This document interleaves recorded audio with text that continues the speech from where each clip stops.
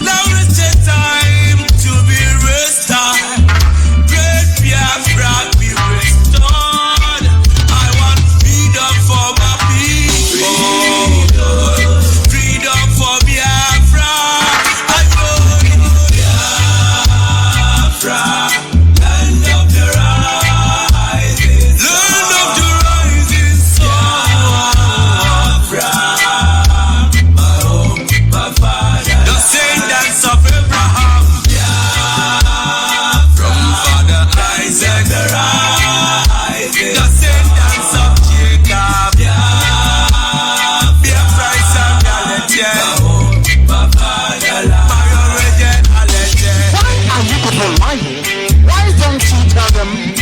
want an independent Biafra. Oh, they're fighting for their freedom. So we owe everything to Chukwuka who asked us to come. Not by our own might, nor power, nor will, but by the grace of Most High. Back in 1940, amalgamation, colonial masters, criminal masters. I'm a mercenary soldier named Frederick Lugar. Brought together all them captives, including Jah people, them Yorubas and them Ariwas, and so many other people called us Nigeria, Niger area.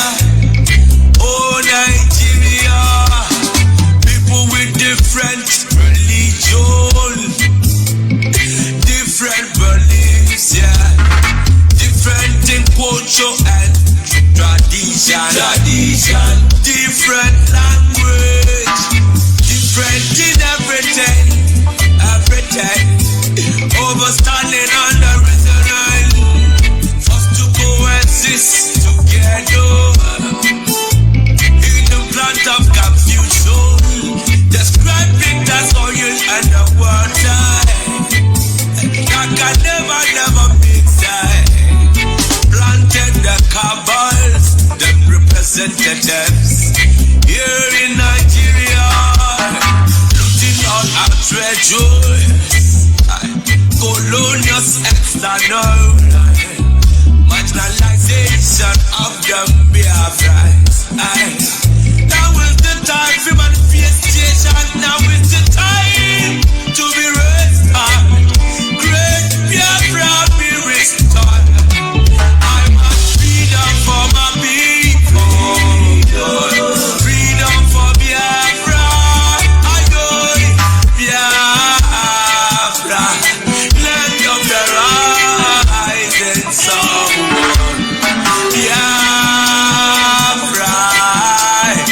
Home, my fatherland, yeah, land of the rising sun, my home, my fatherland, my originality, yeah, land of the rising sun. My fatherland, I believe in Biafra. I love the rising. Yes, there was a country before they came from. Yeah, my home, my fatherland. Yes, it's a reality. Biafra is a reality. Rising, my originality. Anya bụ n'ofuo, anya bụrụ ofuo.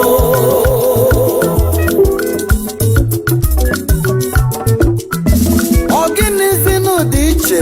Ife dị iche riga, abịa n'ekike. Anya bụrụ ofu, abịa n'efe Chukwu. A na-akpọ n'ike elu, ọ bụ n'ọgụgụ isi. Chukwu kwenyere anyị aka, ọgbọ ya butere jealousy. Ọzọ bụ na mkpafu ọbara atọka anyị nwere nsọ, ala Biafra na nsọ ya nsọ. Anya bụrụ ofu.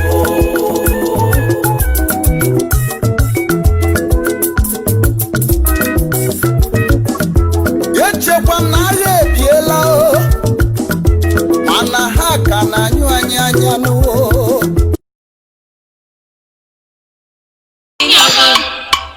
Igboru robo kera abayi nyabo oboru robo jewena asanfa jewote eje family apo uropo meware urobo orere igesa anu mahao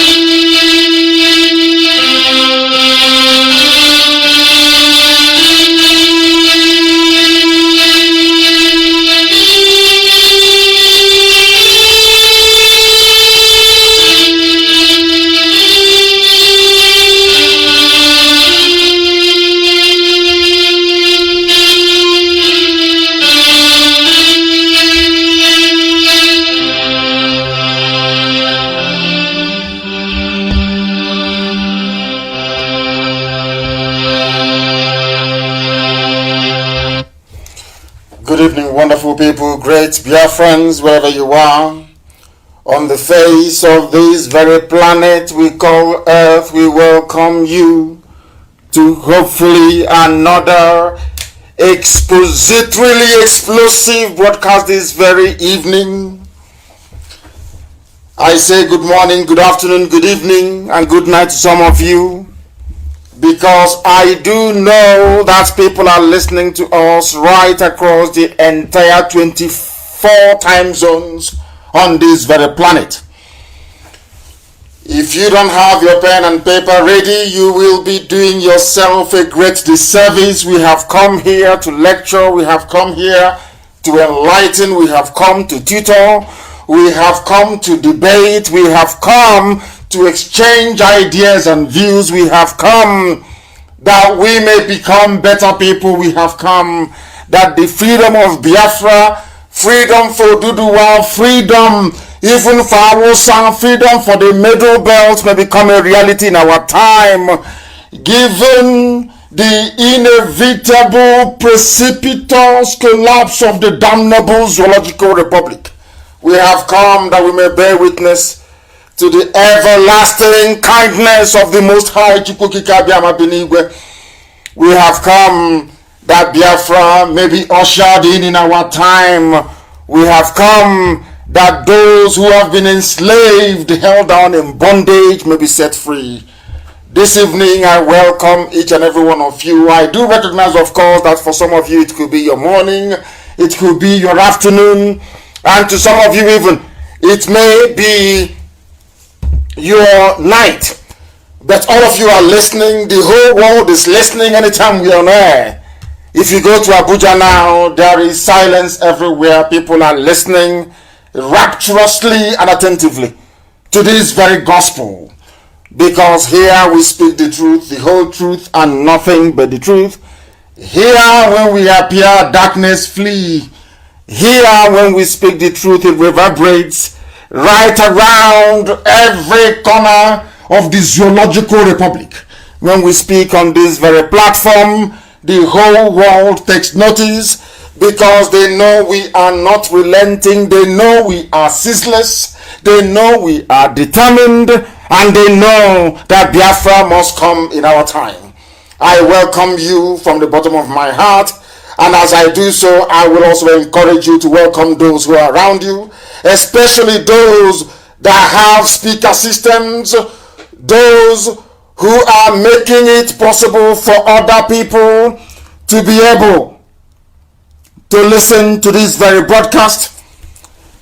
And as I am coming on air, of course, because there are some breaking news which I will go into Immediately I finish my introduction. My name is nnamdi Kanu. I am the leader of the indigenous people of Biafra.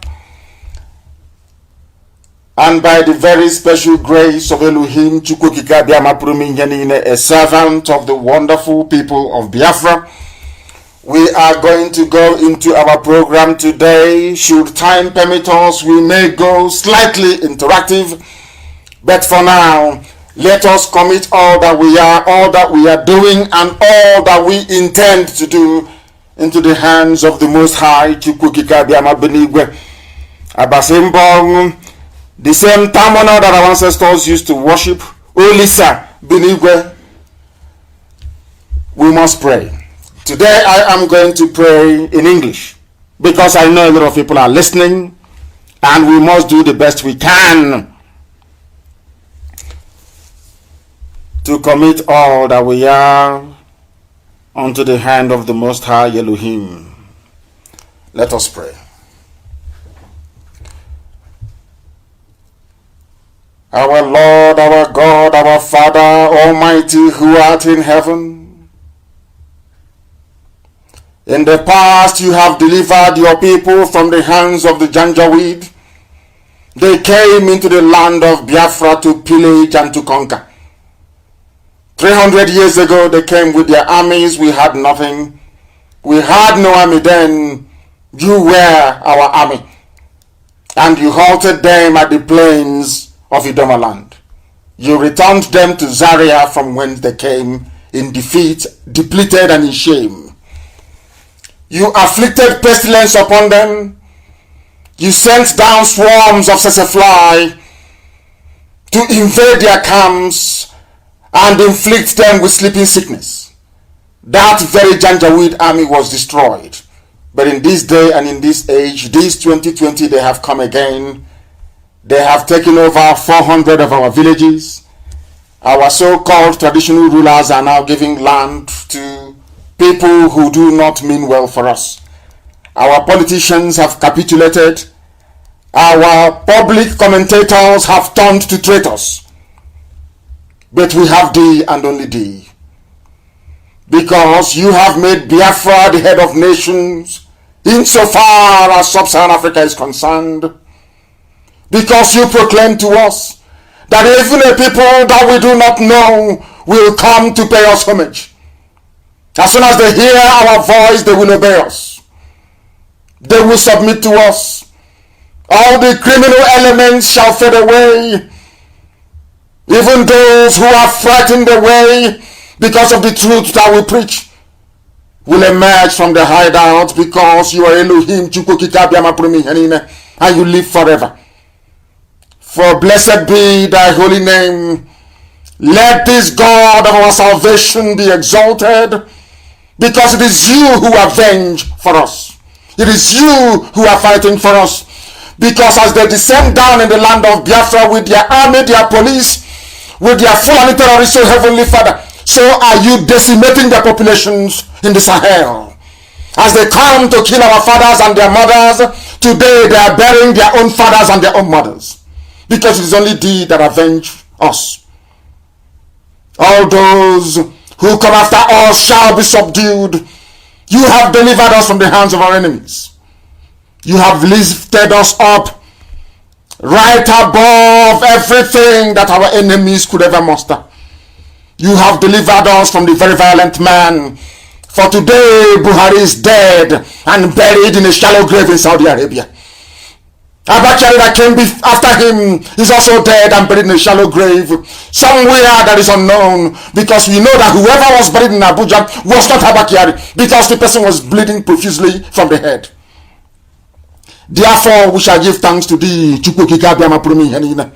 even among the unbelievers, even among those who bow down before graven image. Because in the land of Biafra, we shall worship thee and only thee. And I proclaim it loud and clear. There will be no worship of idolatry, no graven image in the land of Biafra, because it is your holy land. You blessed it. And we shall sing praise unto your holy name. You will deliver us from the hands of our enemies, and you will show us mercy. Because only the anointed IPOB to lead this very charge of freedom. and unto our children and their children and their children's children, until the end of time. As long as there is a Biafran on this very earth, Heavenly Father, your name shall be exalted, it shall be praised, it shall be honored, now and forevermore, we pray. He said. Before I go any further, I want to read out a breaking news we are getting today. I am reading out this very news for Zoo newspapers and the proprietors of television houses and newspapers. I am reading out this piece of information for the benefit of the British High Commission. I am reading it out for the benefit of United Nations mission to Nigeria, to Nigeria. As a matter of fact, I am also reading this very news out for the EU to take note. I am reading it out for all men and women of goodwill, all people of good conscience, to bear us witness when the time comes, because the provocation is becoming unbearable. We have not done anything to these people. We are not armed. We are not agitating violently. All we are doing is to propagate this very gospel of redemption in truth and in every honesty. But from left and from right, our enemies are conspiring with our conquerors, so to speak. Those who have come from the Sahel to do us harm. Those who have come to Islamize us. Those who have come to colonize our land. People due to, should I say, political patronage. People in search or in want of money. People who are looking for relevance. All these criminal elements have combined together to serve the interest of the Janjaweed Fulani in our land. And this very evening there is a man called Ezedeni Sihani. Ezedeni Sihani. From Isiaja village in Soma, local government area in Aba, the very strongest base of Biafra anywhere on this planet is Aba. This man connived with the Janjaweed that he's serving. He's a Fulani agent, because we received information this evening that the zoo police, without warning and without provocation, came with their Hilux vans. They came into our land. They came into our meeting ground in Isiahia zone in Aba, in Abia Central Senatorial Zone, and have arrested many IPOB family members, including some women as well, without provocation. These are people who are putting Boko Haram and their terrorist groups through schools, giving them everything. Governors in the north are paying bandits, they call them. These are Fulani terrorists. But in our own land, a traditional ruler is inviting Fulani police to come and arrest our people. And the police came and they arrested. I am sure that the whole world can bear us witness all these catalog of provocations. Arrest after arrest, killing after killing. We've all kept quiet, playing the good people, playing the children of God, playing to some extent those that say so, playing this script of being very peaceful. We've been doing it. They've been provoking us. So I want the UK government to listen very carefully. I know the UN is also in Abuja. I also know for sure that the US government is in Abuja as well. The US mission to the zoo, Nigeria. You are all there, and some of you are listening this very evening. We have not done anything to the police. You can see all the provocations. I am also sure that proprietors of newspapers in the zoo are aware of what is going on. We have not done anything to these people. We are holding our meetings quietly and in peace. And the Fulani-controlled Nigerian police will come into the venue of our meetings to arrest people. It is from this man, Ezedeni Sihani. He is the one that arranged it. Do you see how our land is bleeding? As one brother wrote 2 weeks ago, he said that there are saboteurs everywhere, there are traitors everywhere. But there is one unique thing about an Igbo traitor. That an Igbo traitor is mad. There is an infusion of madness into the treachery of an Igbo man. When an Igbo man decides to be a traitor, There is something unique about it. Other people are, of course, they betray their own people, but not as should I say, not as damaging as obtains in Igbo land. This man is actually a traditional ruler, and is given land to Fulani. A traditional ruler, but he wants to bring in Fulani into our land to take us over. A traditional ruler. Maybe his children will benefit. Perhaps in the next 2 or 3 generations, his family will produce the first emir of Osisioma. They came, they arrested people. He invited them and SARS to arrest our members. People will not talk. Those who will call me behind the scenes to say, oh, please calm down. Don't insult elders. They won't see this now. They won't hear it. When our own madness starts, they will start looking for who to call. This very man, if you know him, you tell him, and I'm saying it so that the whole world can hear. I'm giving him till 6 p.m. tomorrow for the release of all those people, or else you people will hear his story. The same way you'll be hearing the story of people of the so-called cult in Oba. So shall you hear the story of this man, Dennis Ihanye. Because enough is enough. This nonsense is too much. We will now begin to set example with these people. That thing that will happen in the year 2025, I want it to happen in 2020. That thing that will happen, let it happen. Let all the idiots who will come to phone me to tell me, oh, please take it easy. They are elders, all this rubbish. Tell this fool, this is a Dennis Ihanye, that I am going to set an example with him, and I will damn the consequences. I will damn the consequences, and I will deal with this idiot. I will deal with him, that he may know that all of you stupid idiots giving land to the Janjaweed may learn. SARS in Aba, you are now running all over the arresting. Now that you're provoking us, all the newspapers in the zoo, Nigeria, they're all quiet. Nobody's saying anything. Provocation after provocation. Fulani, they come into our land, they go to our forest, they rape our mothers, they abduct our daughters, they build their settlement. Nobody's talking. Everybody's silent. You've all gone deaf and dumb.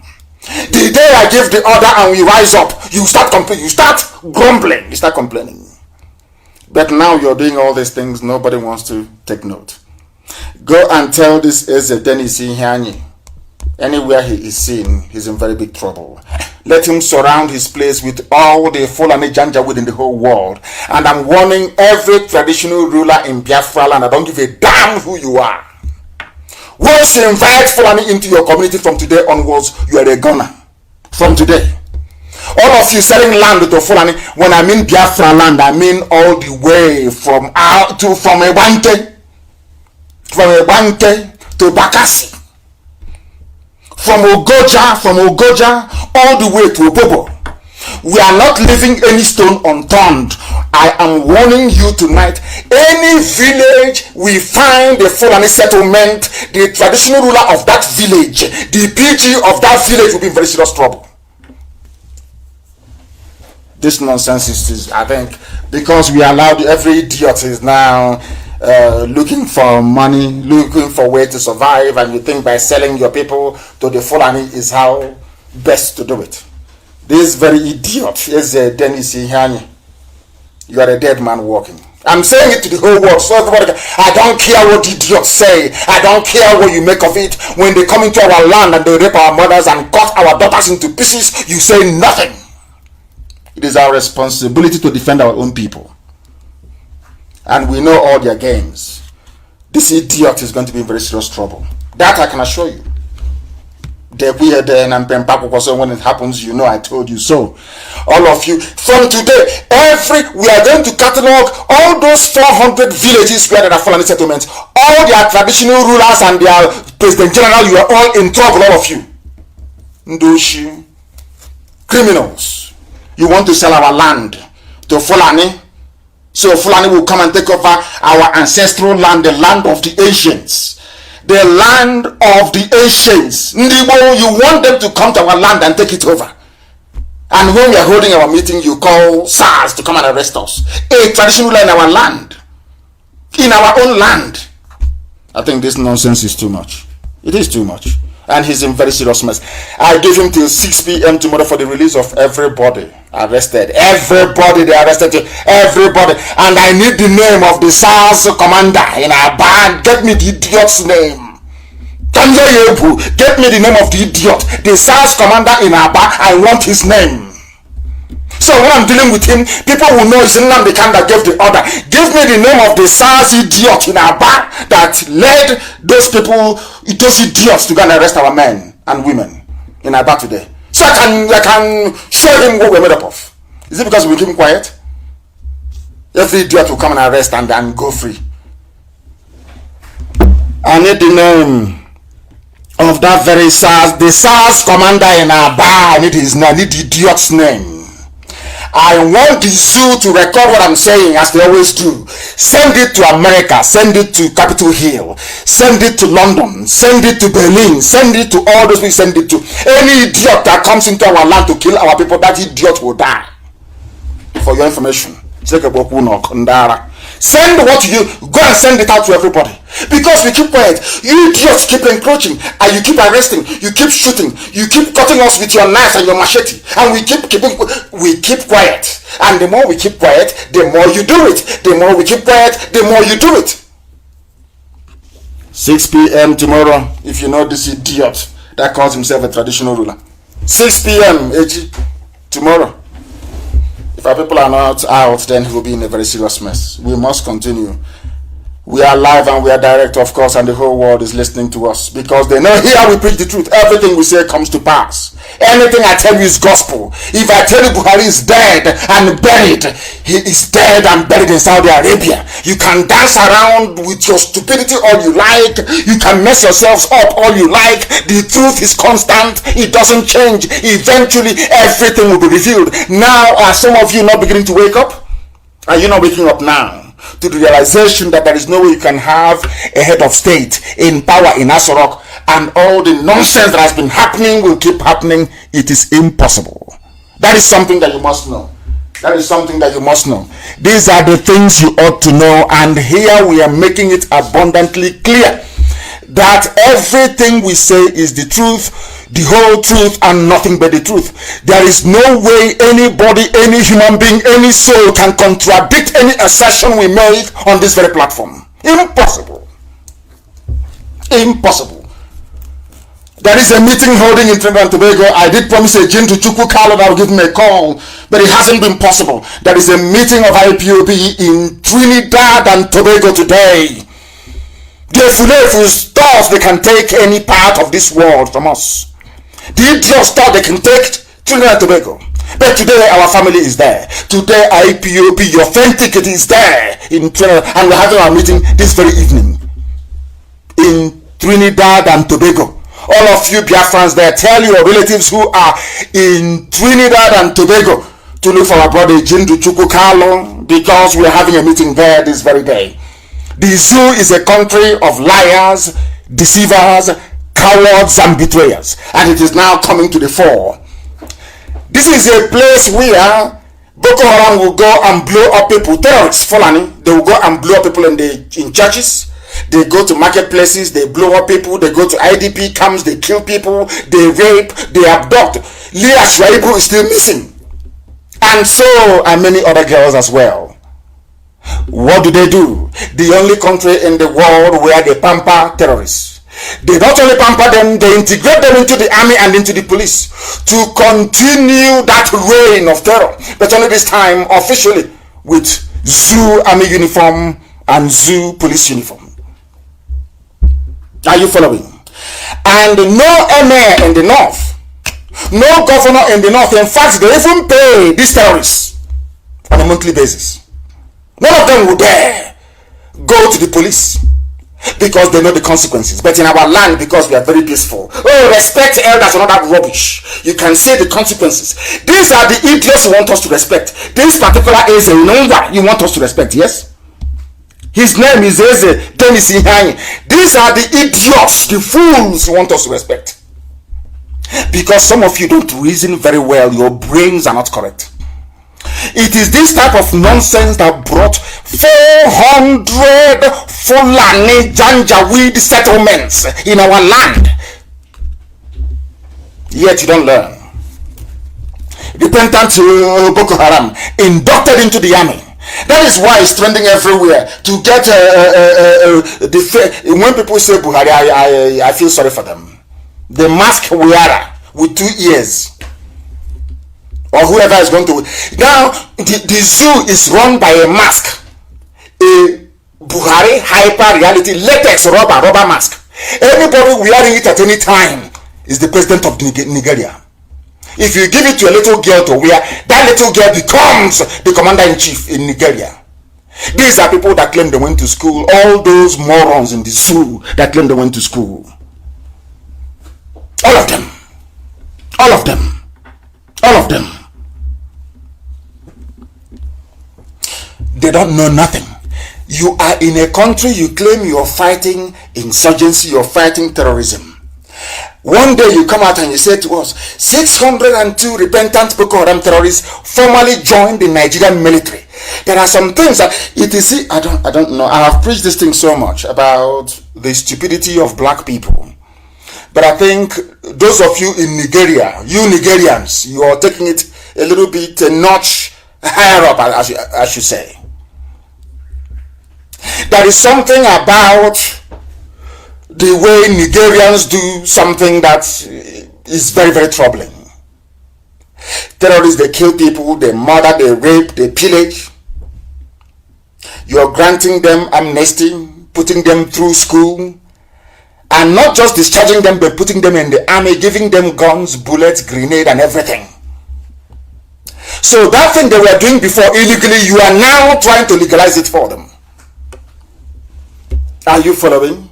This is happening in a country you claim has a living president, or even living I don't know what they've done with Osibanjo. Only heaven knows. And every day people get up in the morning and they pretend as if everything is normal. The same way we are pretending in Biafra land when a traditional ruler will go and call Fulani police for his own people. Give land to Fulani in our own hometowns, I'm telling you. Everybody keeps quiet. Every idiot, they keep quiet. As if nothing is happening. Some of you may have heard about the explosions in Abakaliki, in Ebonyi yesterday. We are the Fulani, we are storing explosives. Go and ask Dave Umahi, he will tell you. Go and ask the army in Ebonyi, they will tell you. The army in Abakaliki, they will tell you. They went there themselves. This is what our traditional rulers are doing, including this idiot. Dennis Ihani. He's a dead man walking. 602 Boko Haram freed. They took an oath of allegiance. That oath that some of you don't like. IPOB, you always say talking about oath. They took oath to serve the zoo, to kill many more people, to advance the Fulani Janjaweedism, to advance the Fulanization agenda, to advance Islam and dip the Quran in the Atlantic. That is their game plan. Forget all the nonsense they have done. They have bought over most of the very big consultancy firms abroad. So that when you go and you're telling them what is happening in your village, they say, no, but it's former header clash. It's former header clash. Can you see what they're doing? Tell me any country in the world where there are sensible people with brain in their skull that will allow such travesty of justice. It is an insult and a slap on the faces of those who have endured the worst that these animals have to dish out to them. You're telling me you have a president? And you're telling me that terrorists, he claimed he came into office to fight terrorists before he died. You're telling me that those ruling in his name today, you kill somebody, and as a reward, they give you accommodation, they give you money, they give you uniform, everything, they now put you in the army. So now, the quickest way to join the Nigerian army is not to go to Nigeria Defense Academy, it's not to apply like another person, just pick up a gun, start killing people in the name of Boko Haram, and they will arrest you, and lo and behold, after 6 months, you are now a commissioned officer in the zoo army. Is that how human beings behave? Do you see why I worry for black people? And I will ask you again, is that how normal human beings behave? Can you show me anywhere else on the face of this planet Earth where terrorists are being recruited en masse into the national army? Is there any other place on this very earth? There is no other place, because you are animals, you are in a zoo. You people are not human beings, you are animals in a zoo created by the British to house the very worst that Africa has to offer, which is Nigeria. Nigerian military commanders have now fully integrated the repentant, 602 Boko Haram fighters into the army after they took an oath of allegiance to the Federal Republic of the Zoo, Nigeria, in Borno State capital, Maiduguri. Under a program known as Operation Safe Corridor, Boko Haram fighters are now being granted amnesty if they lay down their arms. As part of the program, hundreds of them are being recruited into the military, where it is believed that their knowledge of the terrain will assist the Zoo army in defeating Boko Haram. Have you heard of such people before in your life? Have you heard of such nonsense before in your entire life? Not as part of a comprehensive peace treaty or arrangement with Boko Haram, but you take, oh my goodness. Now, do you see, you bring in 602 terrorists into the army, so that when the likes of that helicopter pilot, the Yoruba girl, will now fly a combat mission, come back, they will kill her in the barracks. Who are the people killing normal soldiers in the barracks? Are they not Boko Haram? You can't go and kill their comrades and you come back to the barracks and they will let you go scot-free. Of course not, they will kill you. That is why they are killing normal, sensible, loyal officers in the barracks across the damnable Zoological Republic. They are bringing in terrorists. Have you heard of such rubbish before? But it's the zoo. That is what makes them who they are. The damnable Zoological Republic. They are animals, they cannot reason. Every Nigerian, once you're a Nigerian, you cannot reason. You are an animal. Your brain cells are not complete. And can never be. Because you can't reason very well. In a country where you induct terrorists into the army. Have you heard of such crap before? Instead of you to kill them or to jail them for life, you commission them to become officers in the army, only in the zoo. And some idiots will ask me, why do you want Biafra? What utter garbage.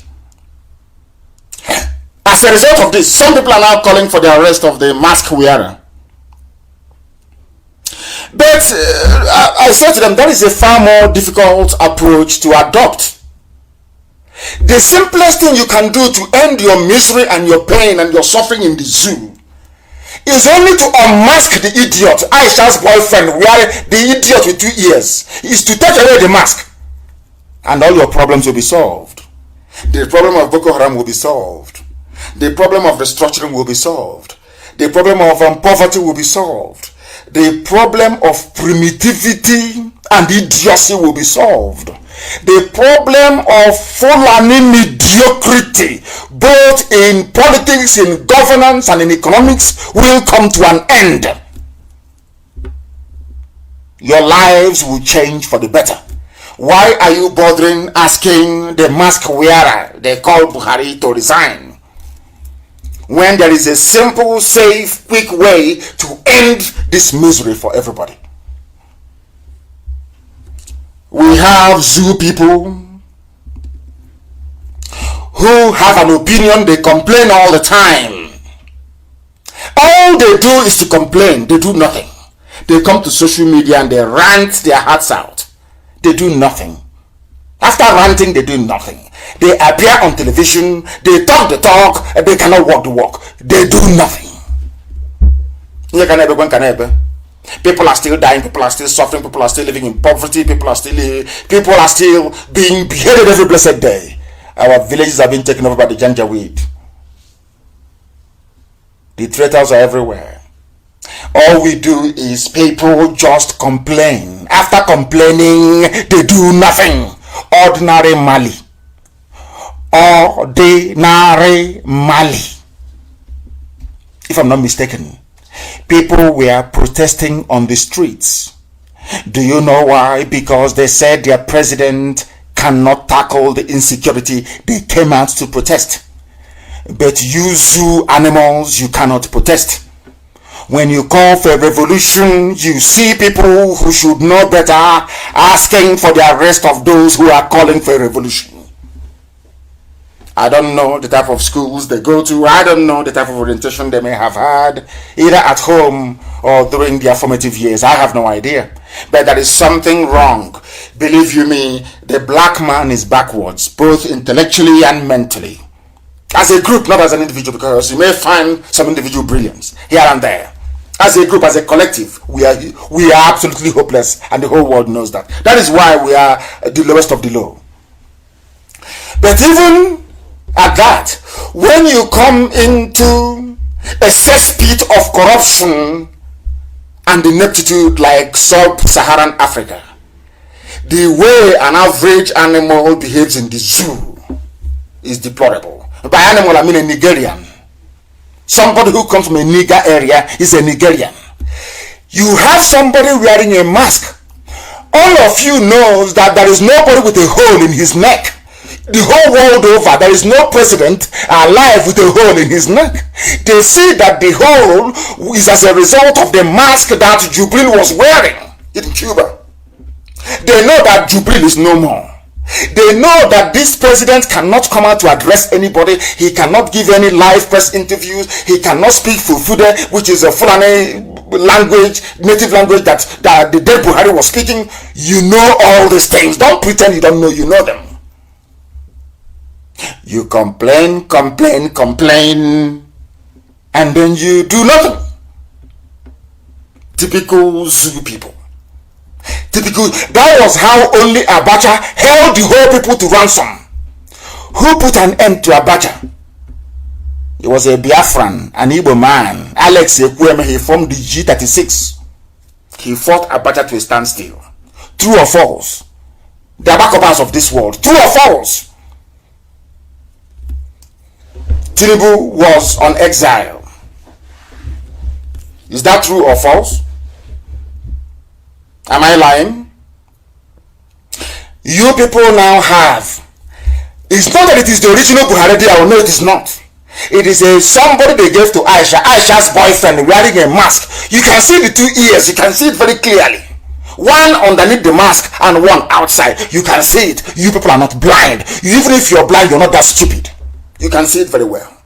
So why bother asking for the arrest of the mask? Because if you say arrest Buhari, you go to the grave in Saudi Arabia and arrest him. He's a skeleton. Just take off the mask. That's all. And it's over. All of you complaining now, all of you now know that there is nobody there. I've been telling you since 2017. Now you know there's no one there. Take away the mask and all your problems in the zoo are over. All you do is have opinion, you complain, you write. Expose Aisha's boyfriend and it's game over. For the looters. Look at the phone and he's looting you dry every day. All you can do is to complain. This is too much, oh. What you're passing through is too much, oh. Oh dear. Any day you people collectively remove that mask, all the Fulani terrorist killings will stop. Miyeti Allah killings and kidnapping of children and the slaughter of Christians in southern Kaduna will stop. This nonsense about recruiting Boko Haram into the army will stop. Corruption will stop. You will have your restructuring. The revolution that some people have been calling for and ending up in jail as a result of will become a reality, because the world can now see the zoo. Stop complaining. Oh, we are suffering. Let's do something. When you know there is no president, that was how God made it. It is the easiest way for you to be free. Expose the fact that there is nobody inside that rock. That is the truth before God and man. They know it. They know this very well. Now that Abakari is there, don't you know that? Have you now come to believe that he was a de facto president? They wrote it. He was a de facto president. What is wrong with all of you in the zoo? What is wrong with it? Is it because it's coming from IPOB, from me, nnamdi? Is that why there is this, hesitance, so to speak, in terms of coming out and exposing the mask wearer? He cannot speak. Jonathan went to see him. Jonathan spoke before he went in. Jonathan came out alone and spoke. Is that how people do visit courtesy call? Is it not you go to see somebody, then you have a joint press interview? Is that not how it is done everywhere in the world? Jonathan went to see him alone. Jonathan came out alone. All we saw was videos, no speaking, no, it wasn't even audible. Videos and pictures. And all of you, 200 million people, we are led to believe. You see these things every blessed day. Every blessed day you see this junk. Every day, Photoshop after Photoshop, doctored videos after doctored videos. You have a president in the middle of a pandemic, the worldwide cannot address you, cannot call the media and have a media roundtable. And you want me to respect you as a Nigerian. Of course, it's not going to happen. It won't happen. On top of that nonsense, look at the people they are releasing and putting into the army. I want Britain to know, because I know Britain, they're playing God, they are God, they created Nigeria. How can a bunch of niggers come and destroy it? They're playing God. Only God can create a nation, but Britain came and created you people, you animals in the zoo, and you accepted it. That is what makes you an animal. Accepting what another man created. They are there, they are the ones remote controlling everything, they are the ones controlling the levers of power in the zoo. The same Boko Haram that they are releasing and putting in the army, they executed 5-8 workers. So now what you're telling me is, tomorrow now, the same people that executed 8 workers will be in the Nigerian army. What is their qualification? The only qualification you need now to join the Nigerian army is to go and kill people. And you're telling me that Nigerians are normal people, these you Nigerians, that you're okay in the brain, that your brains are normal? Is that what you're telling me? Is that what you're telling me? You Nigerians, are you normal? Of course you're not normal, and can never ever be. Can never ever be. Suspected members of the extremist Boko Haram sect. This is a newspaper from the zoo. This is Premium Times. Even Premium Times do not want to call Boko Haram a terrorist group. Can you believe that? It's a fully owned newspaper. They set up with your tax, with all your money from Biafra land. For free, as they do with the bureau de change. Have you ever wondered why? Anytime you want to change money, you have to go to a malam that didn't go to school. Where did malam get dollar from? Do you people reason at all? That malam from Central Bank on phone call. Come on, give them dollars. You will give them dollars. Every day you're struggling. One Nigerian, one nigger in a zoo. They can't even call them terrorist group. They cannot mention Boko Haram and terrorism in the same sentence. No. They executed their victims, aid workers, working for non-governmental organizations. They released the video. These are the people being recruited into the army. And somebody is telling me that you Nigerians, you zoo animals, you're normal. Of course you're not. You cannot be normal. You know, when I push you out, I'll show you where to land. People say, oh, why do you call Nigeria a zoo? Why don't you have regard for people of Nigeria? I said to them, because they don't reason like human beings. They don't behave or act like normal human beings. Impossible. Something that, if you ask your typical Nigerian about Mali, they'll put Mali down. They're nothing. They're backwards. We are the giant of Africa. We are the, should I say, giant fools of Africa. But in Mali, they can demonstrate and call for the resignation of the president. But all of you, all you can do it is on Twitter and Facebook, hashtag. Can you come out on the streets? Of course not. You can't. And when people summon the courage that majority of you don't have and come out on the street, you start to disparage them. You start to castigate them. A typical black baboon. That's the way they are. Now you execute 8 workers and all of a sudden you are recruited into the Nigerian army. That is the best way for you to get going in life. If you want to succeed in life, go and kill and straight into the army. That is the trade-off. Execute somebody, straight off you're into the Nigerian army, and tomorrow you become a major general. You know they are quoted general in the zoo. This is what I've been trying to explain to sensible people. I'm sure there are a few sensible people scattered across the zoo. This is what I've been trying to get you to understand.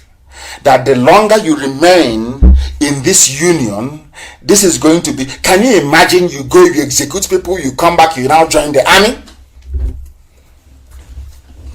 And meanwhile, there's no president, and there's no vice. And I am strongly believing that something terrible has happened to Shibajo. Have you seen him? You have not seen the president and there's no vice. All you hear every day is looting. 4.4 trillion, 8.9 trillion. Every blessed day. Who is looting? Fulani. Who is persecuting? Fulani. Or their lackeys from the south.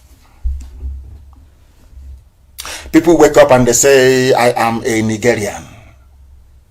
I feel sorry for them. Let's listen to what this man, some of you, it's gone viral. Our people in the good people of Nigeria International posted it. I'm sure you've seen all of it. I want to play it again so you will hear that I said every time I say something, you see a Fulefu, traitors, all these people born under the bridge, all these idiots, their father has no fixed address, giving birth after the war, fathered by the Janjaweed, before, during, and after the war. Hear this man. These are the PD pigs, I call them, the heavyweights, the so-called intellectuals. They're lightweight. Now they're waking up. I posted one other boy who's a Buharist on my page. Go and hear them. Everybody is now waking up. The man in there is not Buhari, not the man we voted for. But when I told you in 2017 they came to kill me, you were hailing Buratai for coming to Isiama Faruku to assassinate me with a battalion of soldiers. Do you see how a black man reasons? The problem I keep saying all over the world is that I don't believe in racism. I've said it before. I don't believe in racism because black people are getting the treatment all over the world that we deserve. We don't reason like normal human beings. No, we don't. Individually we may, but as a group, as a collective, no, we don't. I told you that I don't lie. Why should I? I told you in 2017, July if I'm not mistaken, that thing there is not Buhari. They said you can kill nnamdi Kanu. Go and kill him. They came to my house, they killed my people. They killed my dog. As a result of the trauma, my father and my mother died as a result of it. Because I told you the truth. Because of that, I had to lose 28 of my men. I lost my cousin Adako. My dog was killed. And later, after about 2 years or thereabout, my mother and my father died as a result of the trauma because they were there. And they came into their bedroom. If you go to anybody who's been to my house, go to my parents' bedroom, you will see it. Bullet holes everywhere. My father and my mother were there as they were shooting. Fulani people. They came to kill because I told you the truth. Today, what is happening? Let's hear what is happening. That truth I told that they wanted to kill me because of it. Let us hear what the people are now making of it. Please, do bear with me. Listen. Well, the fight of this government against corruption has been based primarily on rhetorics. The real thing on the floor, just as I'm telling you, we're talking about small NDDCO. What about the new hush mummy at Ministry of Humanitarian Affairs spending 850 billion? 850 billion, she says, feeding children who were supposed to be at home during lockdown. Somebody spent 850 billion on what is called school feeding program. This is where I fault the brain of India. I don't know why Britain chose the perfect place to build a zoo in Africa. The largest zoo in the whole world. It's in Nigeria. I'm telling you the truth. So do you know what I find astonishing? People in the zoo, they claim they went to school. Some of them are under anointing. They claim they are pastors, they are reverend, they are ministers and all that rubbish. Some claim they're intellectuals, they are the elite, that they are well read. Others aren't quite schooled enough. They're all there. A Fulani woman rose up and said, I have spent 850 billion naira on school feeding program. But at the same time, listen, at the same time there is COVID-19, and as you well know, the first places to be shut down are the schools, isn't it? The schools are not in operation. People are no longer going to work. So where did you see the children you spent 850 billion on? Nobody can answer. And she's still holding her portfolio till tomorrow morning. She was the girlfriend of Abakari before Abakari died. Are you following? This is a country you want me to believe there are human beings walking with two legs, not chimpanzees. And after, do you think that white people don't read all these things? Whites, they read them. They read, and when they read it, they see that we are useless. I'm telling you the truth. You spent 850 billion, not 850 million, no. Not 850,000, no. Not 850 naira, no. 850 billion on school feeding program when there are no children in schools to feed. That's what it's talking about. Let's continue. Go and ask anybody you know, Sheun, in your house, how many of the poor people you know in your village got 10 naira from that 850 billion? We don't know. We're hearing about how our oil was sold in China for $2.5 billion. Oil was sold for $2.5 billion. The simple question everybody would ask is, but where is the money? Okay, the money is in the bank accounts in Switzerland, in London, in New York, and in Dubai, of Fulani men and women. They sell the oil and they pocket the money. But they came to fight corruption. And there are 200 million people moping, looking sheepishly as all this macabre dance of corruption is being played out in front of them. Let's listen. And money shared among members of the government. What you're talking about, those people who now migrated, Okonji Iweala and the man at the African Development Bank, those are products of the PDP's headhunting strategy of finding the best. Who can you talk about in this current government? Nothing. Everybody in this government are competing to outdo each other in terms of corruption. This is what we're saying. A house is not a home if nobody lives inside it. I cannot say President Buhari exists as Nigerian president. I cannot say President Buhari exists as Nigerian president. Exists. He knows. They all know. But they're deceiving themselves. If he's not seen to be acting to actually steer properly the ship of state. That's why the PDP say, resign instead of people stealing and balkanizing our commonwealth in your name. Don't just exist there as a referee inside the field and there is no whistle in your hand. That way, it's just a mess in a football team. Please, President Buhari, leave, walk away, and let us take purpose to sort our country well. Yeah, we have to. We have to. Are you listening? He's asking Aisha's boyfriend to resign to walk away. They know there's nobody there. Are you telling me that the old dictator, the evil Buhari, will be alive and you ask him to leave office? Is he going to listen to you? Is he going to listen to you? Of course not. But these people are deceiving themselves. They are deceiving themselves and they know it. Everybody is fooling everybody, all of them, and they know it. They know there is nobody inside Asorok. They know it very clearly and very well. They know it. They know there is nobody there. But instead of them to come out and face the reality and say there is nobody in Asorok, what do? They say, please resign. Please resign. Resign and go to where? Resign to where, I ask you. Resign and go to where? Then I will get to Malami later. But I want you to please, there's something else I want you to hear. Very, very critical and very, very important. for you to understand the mess that the people are in. They know the truth. They keep dancing around it. They keep skirting around it. People keep pretending they don't know the truth, but they know it. Instead of them to speak that truth and for that truth to set them free, they keep hiding and talking rubbish every blessed day. What is that rubbish they are talking? It is this very one. They know that Buhari doesn't exist. Is it right Listen. for your party to say that this government is covering up corruption and ask for the president's resignation? Is that right? Yes, it's very correct. We had Goodluck Jonathan administration. Today we have Muhammadu Buhari administration. On paper. Borrowing the word of the former grass cutter, he said, what presidency? So what we are saying is this particular presidency doesn't seem to exist. Are you listening?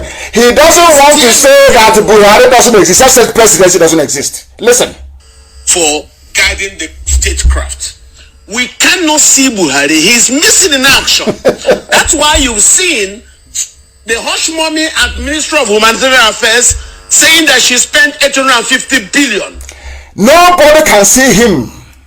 All you see him is he's like coronavirus on paper, newspaper, and TV. You can never see him as a person. You can never reference him and say, oh, there was a disaster in some place, the president was there. What does that tell you about the zoo? That some of you call a country. The zoo, Nigeria. What does that tell you about the zoo?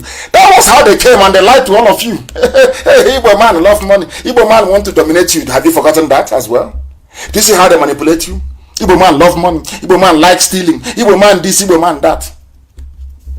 Look at Ibrahim Lamode, Ibrahim Madu, Abubakar Malami, and all the rest. Tinubu, it is a bullion van, Ganduje, all the rest of them. Are they Igbo people? Did Fulani not convince some of you that listening to me, some of you who are listening to me right now, that Igbo man loves money so much? If you see an Igbo man lying down and you jiggle a bit of coins in his ears, if he doesn't wake up, you know he's truly dead. A propaganda that they developed, embellished, and planted in your warped minds for years. Today, who is looting the treasury dry? I say, who is looting? Even on that Shagari did something. Who is looting the treasury dry today? They are looters, but they don't love money. They have their accounts in Dubai, in Switzerland, in London, everywhere. Their mansions, but they don't love money. Is an Igbo man struggling and opening a business or a factory that loves money? Do you see what I call reverse reasoning of a black man? Always in reverse. Everything we do is in reverse. People struggling, trying to make their lives better, opening small businesses and taking on people and training them. They love money. Yes, somebody working hard every blessed day, they go and they open their business, they are working very hard, they love money. But somebody who has no occupation, no handiwork, just goes into central bank and collects $2 billion, he doesn't love money. It's you that is struggling to open your chemist, struggling to open your warehouse, struggling to open your car spare parts shop. You love money. But somebody with nothing in life than connection to the caliphate can walk into central bank and walk away with 2 billion, and he doesn't love money, or she doesn't love money, or as the man called Hush Mommy doesn't love money. Yeah, is a hard working, struggling Biafran man or woman that loves money. These are some of the nonsense we have come to correct, and they know it. The same way they lie. Igbo man is domineering. He's going to dominate you. He wants to go into Niger Delta. He wants to take over Niger Delta. Because they know, as well as the British, only an Igbo man can rise up to fight injustice. I'm not trying to put other people down. I'm being honest with you. I'm not trying to put anybody down, but that is a fact. Do you know why? All the independence in the Americas, from Haiti, Web du Bois in the USA, were led by Igbo descendants. All of them. Because an Igbo man hates injustice. That's a genuine, not all this umokoko, this reflefus, all these refraps, selling our land to Fulani. A genuine, pure, clean Igbo man hates injustice. That is why you can never hear that. Have you ever heard that people were attacked in Igbo land before? Without provocation. Let's say the Yoruba community or the Hausa community were attacked. We just wake up and attack them. Has it ever happened before? That tells you all you need to know. But those who tell you Igbo man is dominant, they are the ones dominating you. They are the ones bringing in Ruga. They are the ones taking over your land forcibly. They are the ones putting their own terrorists into the army to terrorize and to kill you. Yet your brains is filled with stones and pebbles. You cannot reason properly. Now, they are calling for Uche Secondary says Nigerians now citizens without government. They know there is no government. They know that very well. They know there is nobody in Asarok. Who doesn't know? There is nobody there. There is nobody. If Buhari were to be alive, you will see him very angry. When Boko Haram wasn't even, they've not grown to be this horrible. He asked all the serving chiefs to go to Maiduguri to set up their base. You will see him visibly angry on television talking. This little boy with the young mask is always smiling. He will wave, he will smile. He will walk with a bit of a swagger. And that's it. And you're telling me that is Buhari. Oh dear. Oh dear me. When a white man treats you very badly, don't blame him or her. A white man or white one, because they see these things that we are seeing. If I'm a white person, or an Asian or Latino, whatever they call them, believe you me, I will not allow black people to come close to me. After seeing what I'm seeing, heaven knows I can't allow them to come close to me. There is something wrong with them. Human beings don't behave like this. How can you claim that somebody is, and he has 2 ears, 2 ears, two, not one. A hole in his neck. I told them, don't bring out that thing. Any day you bring him out, we will expose you.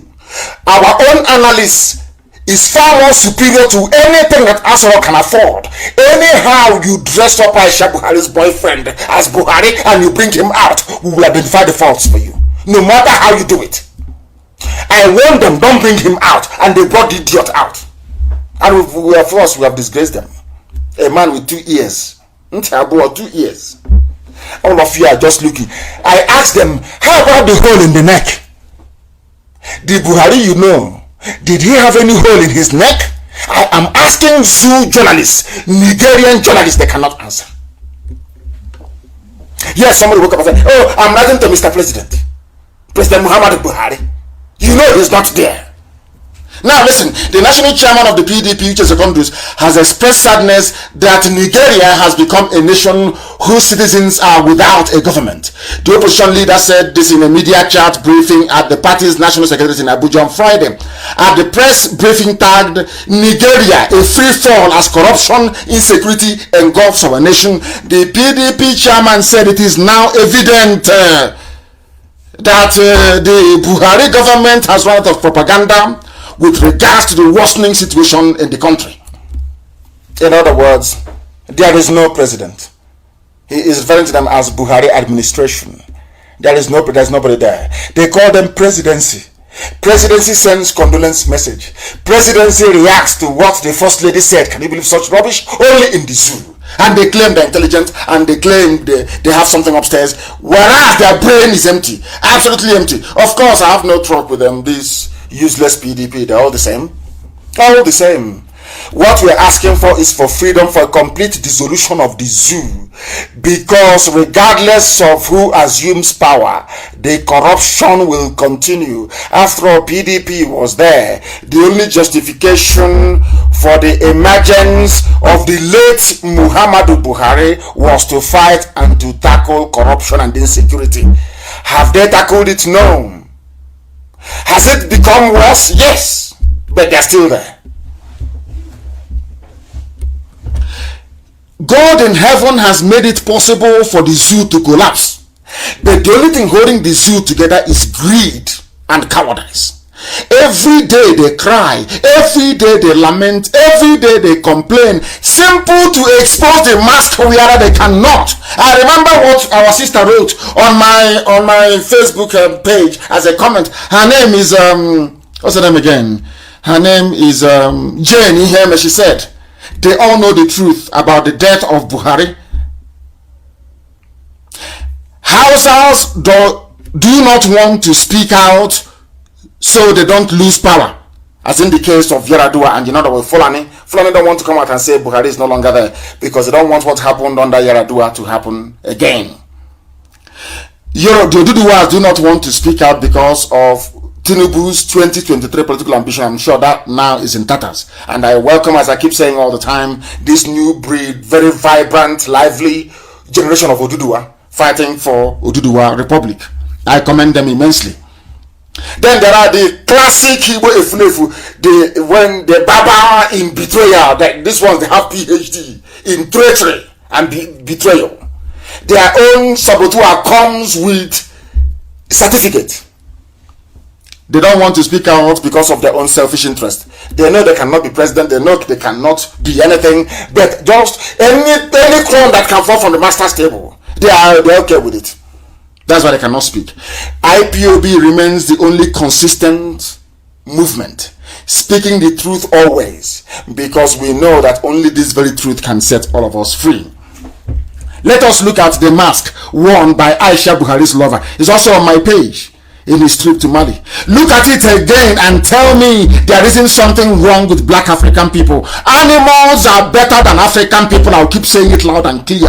If you cannot hear me now. I know that whites are listening. The problem with Africans is that animals are better in terms of reasoning capacity than black people. We are an unreasonable, undiscerning, and naive to a fault. I am directing aspects of our broadcast this evening to the downtrodden Hausa and other indigenous populations of the north.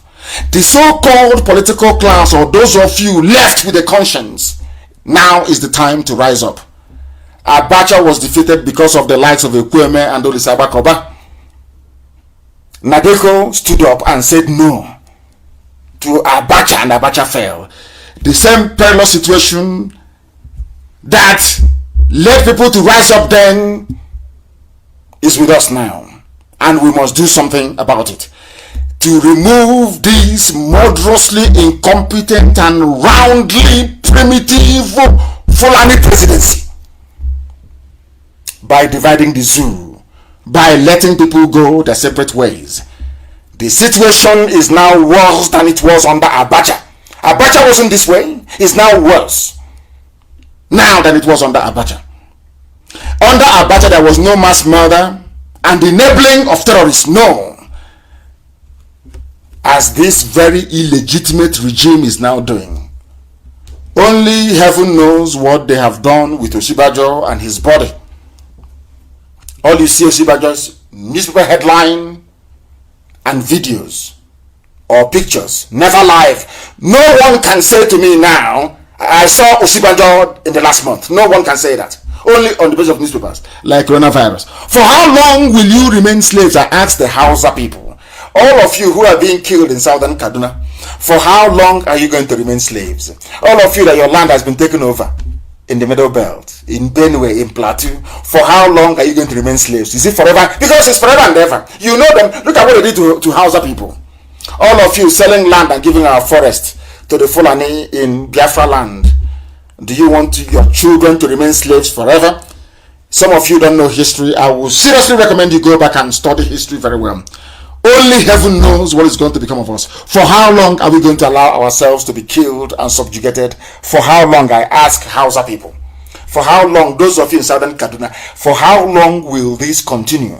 Those of you in Jos, in Plateau, those in TV, across Middle Belt, for how long are you going to tolerate this level of slaughter and servitude?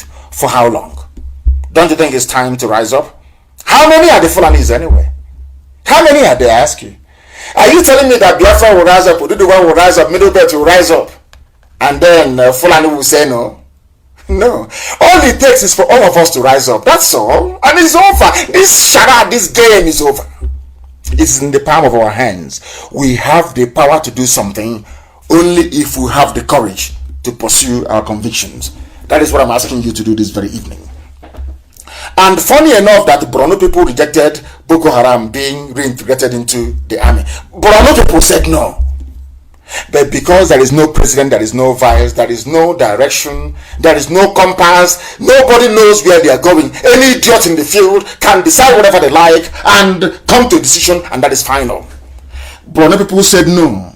Some residents of Borno State have rejected reintegration of ex-Boko Haram fighters into the community. They said no. But the army went ahead to put them in the army. They will now post them to those villages that said no. Now tell me what's going to happen.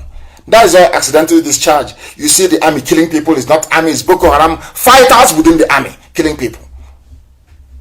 I know all those their propagandists, all those their consultants writing rubbish to governments of the world. Of course, and some Efulefus as well. Writing to them, telling them how violent IPOB is. I hope you can now say it. How violent the zoo government is. Borno people said no. Borno said no. They don't want to be a part of this Boko Haram integration, but they still went ahead and they did it. They did it. And people are now saying, arrest him. Arrest which Buhari are you going to arrest? He's in a grave in Saudi Arabia. I think he's a gentleman called Imam of Peace, and a few of them, and Reno Mokri and a few other people, they said they have called for the arrest of President Muhammadu Buhari for releasing Boko Haram insurgents under the guise of repentant insurgents who are now killing Christians in the country. Now they know. UK claimed they give aid, military aid to the zoo. EU give them military aid to fight Boko Haram. And I said to EU, I've said to the UK, I told US lawmakers, these are the same people that created Boko Haram. They don't understand. Because, you know, a white man doesn't believe that as a statesman serving his or her country, that they will now come out to try to undermine, should I say, the stability of that very society. They don't know who black people are. I think that the problem is that some white people don't understand the way that blacks behave. Sometimes we behave in a way that is detrimental to our own well-being, and we don't care. As long as we are benefiting from it, the rest of the people can go to hell. I call it the slave trade mentality of a black man. A black man sold black people to whites, not the other way around.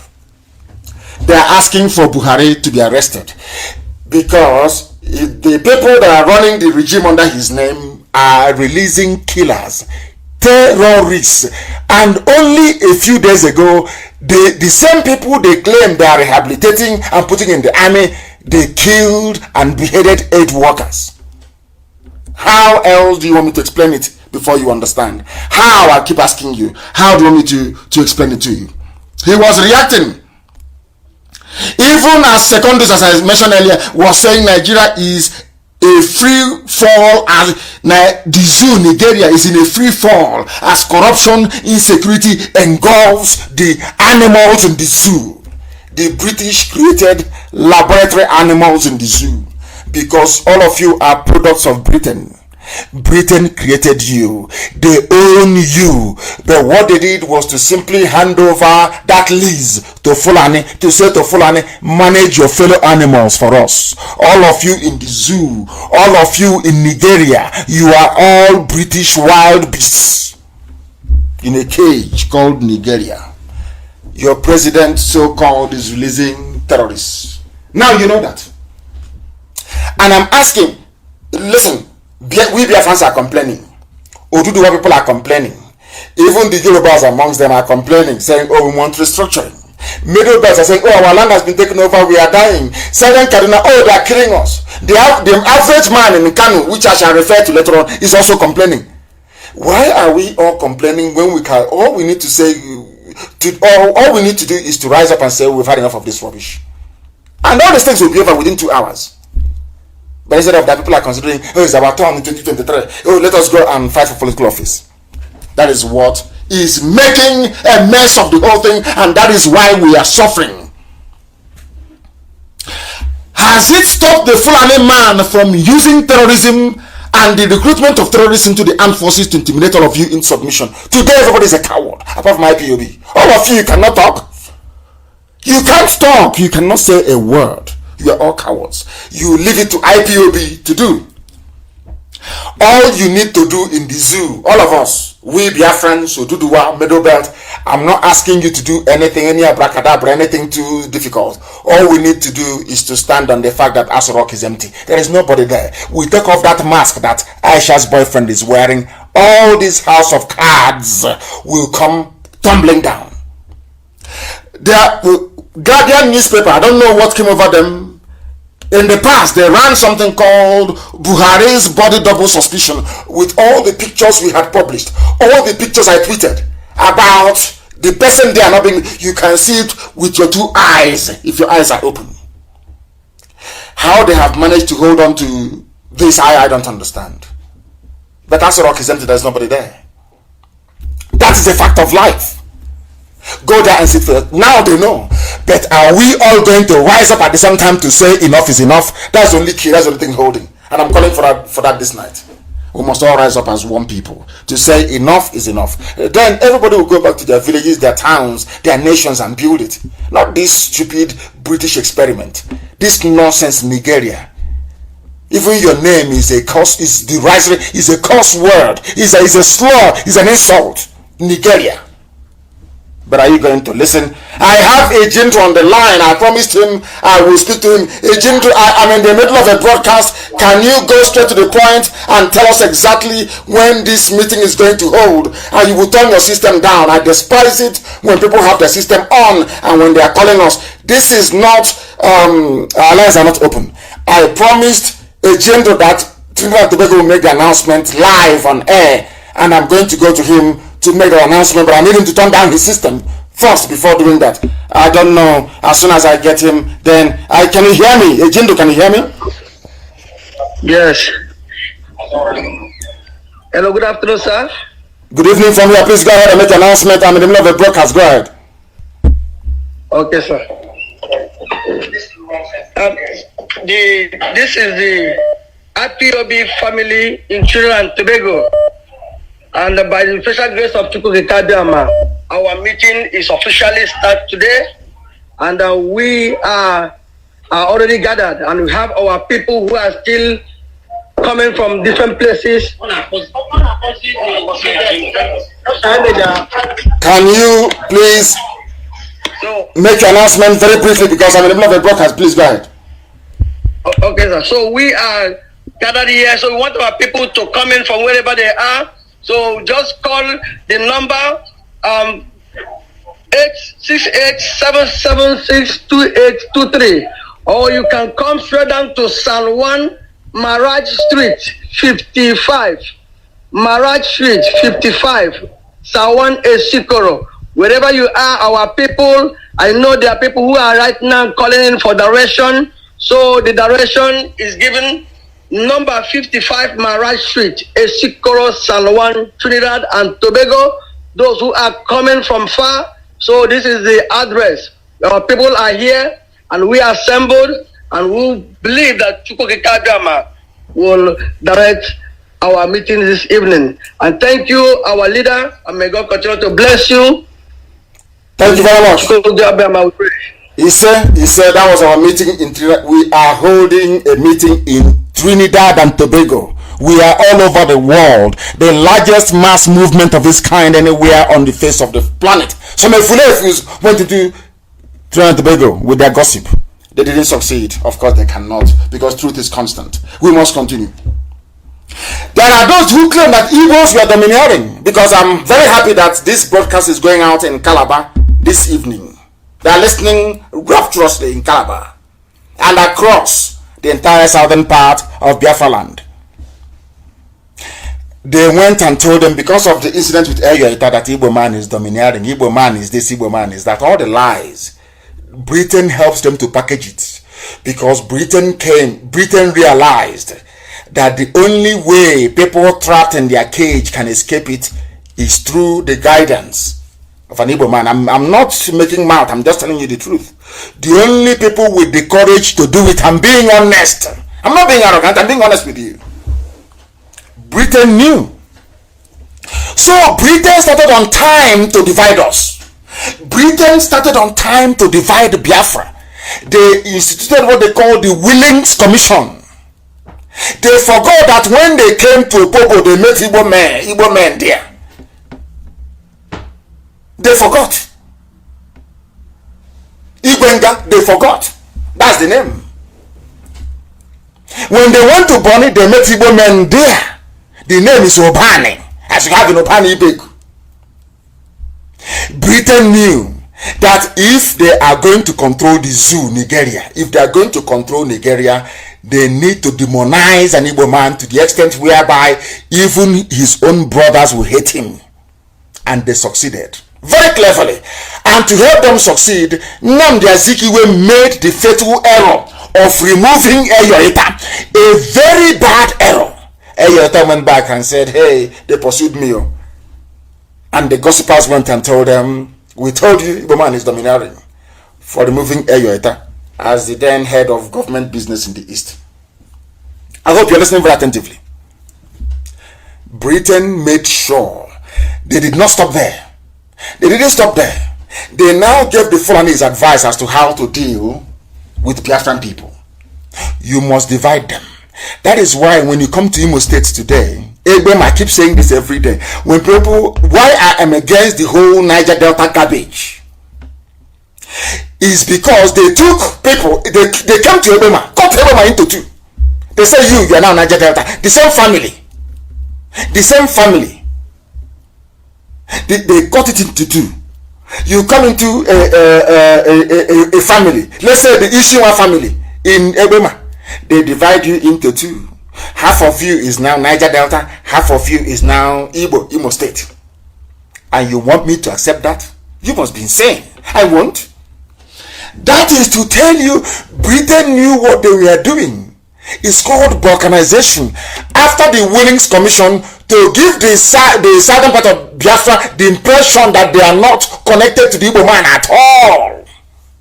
But in the north, you have over 250 tribes. The Fulanis are the minority. There was no minority commission in the north, only in the south. And why was that the case? Because Britain knew. That is why they are afraid of IPOB. They knew that a time will come when this movement will emerge. And they were prepared for it.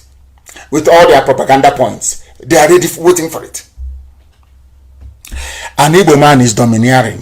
An Igbo man wants to take over here. And I'm asking them today. You see, a Fulani Janjaweed will write, Igbo man wants to Biafra, Niger Delta included, because of the oil.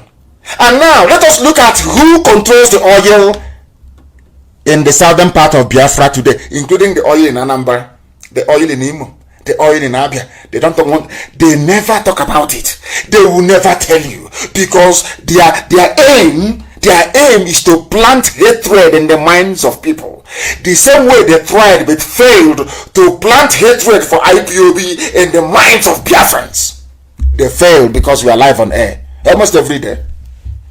If I'm not here, my deputy will be here. Which is not here. George Onibe will be here. If George Ike Peters is here.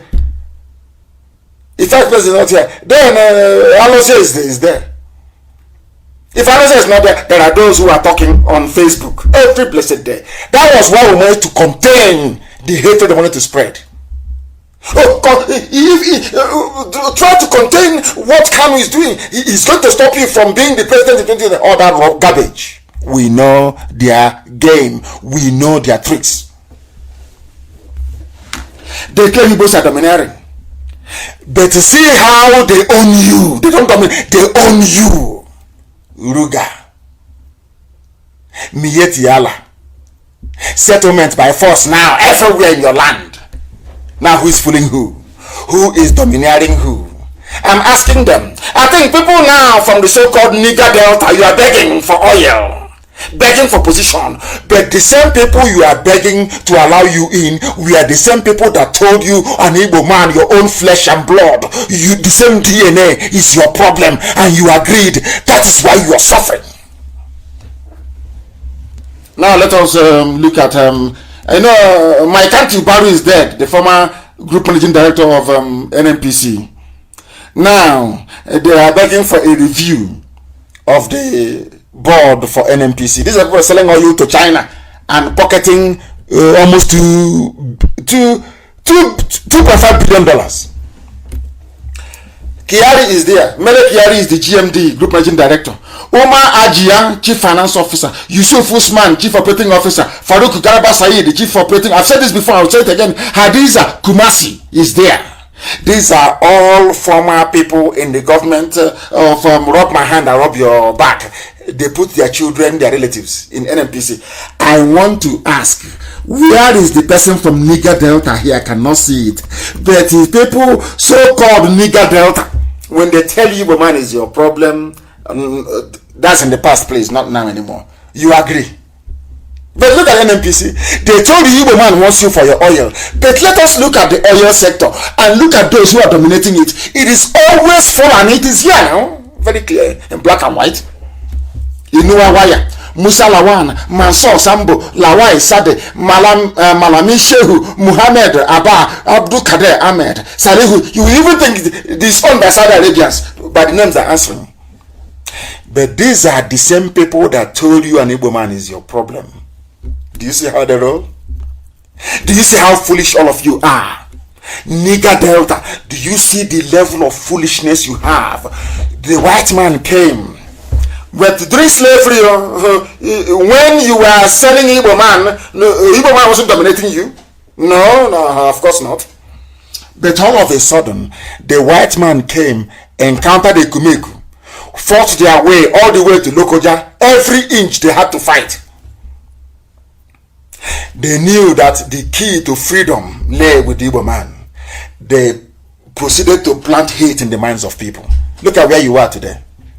And I'm very sorry to say that I am an Igbo man, and I'm leading the movement that is trying to free all of you from your self-imposed bondage due to ignorance, due to your ignorance.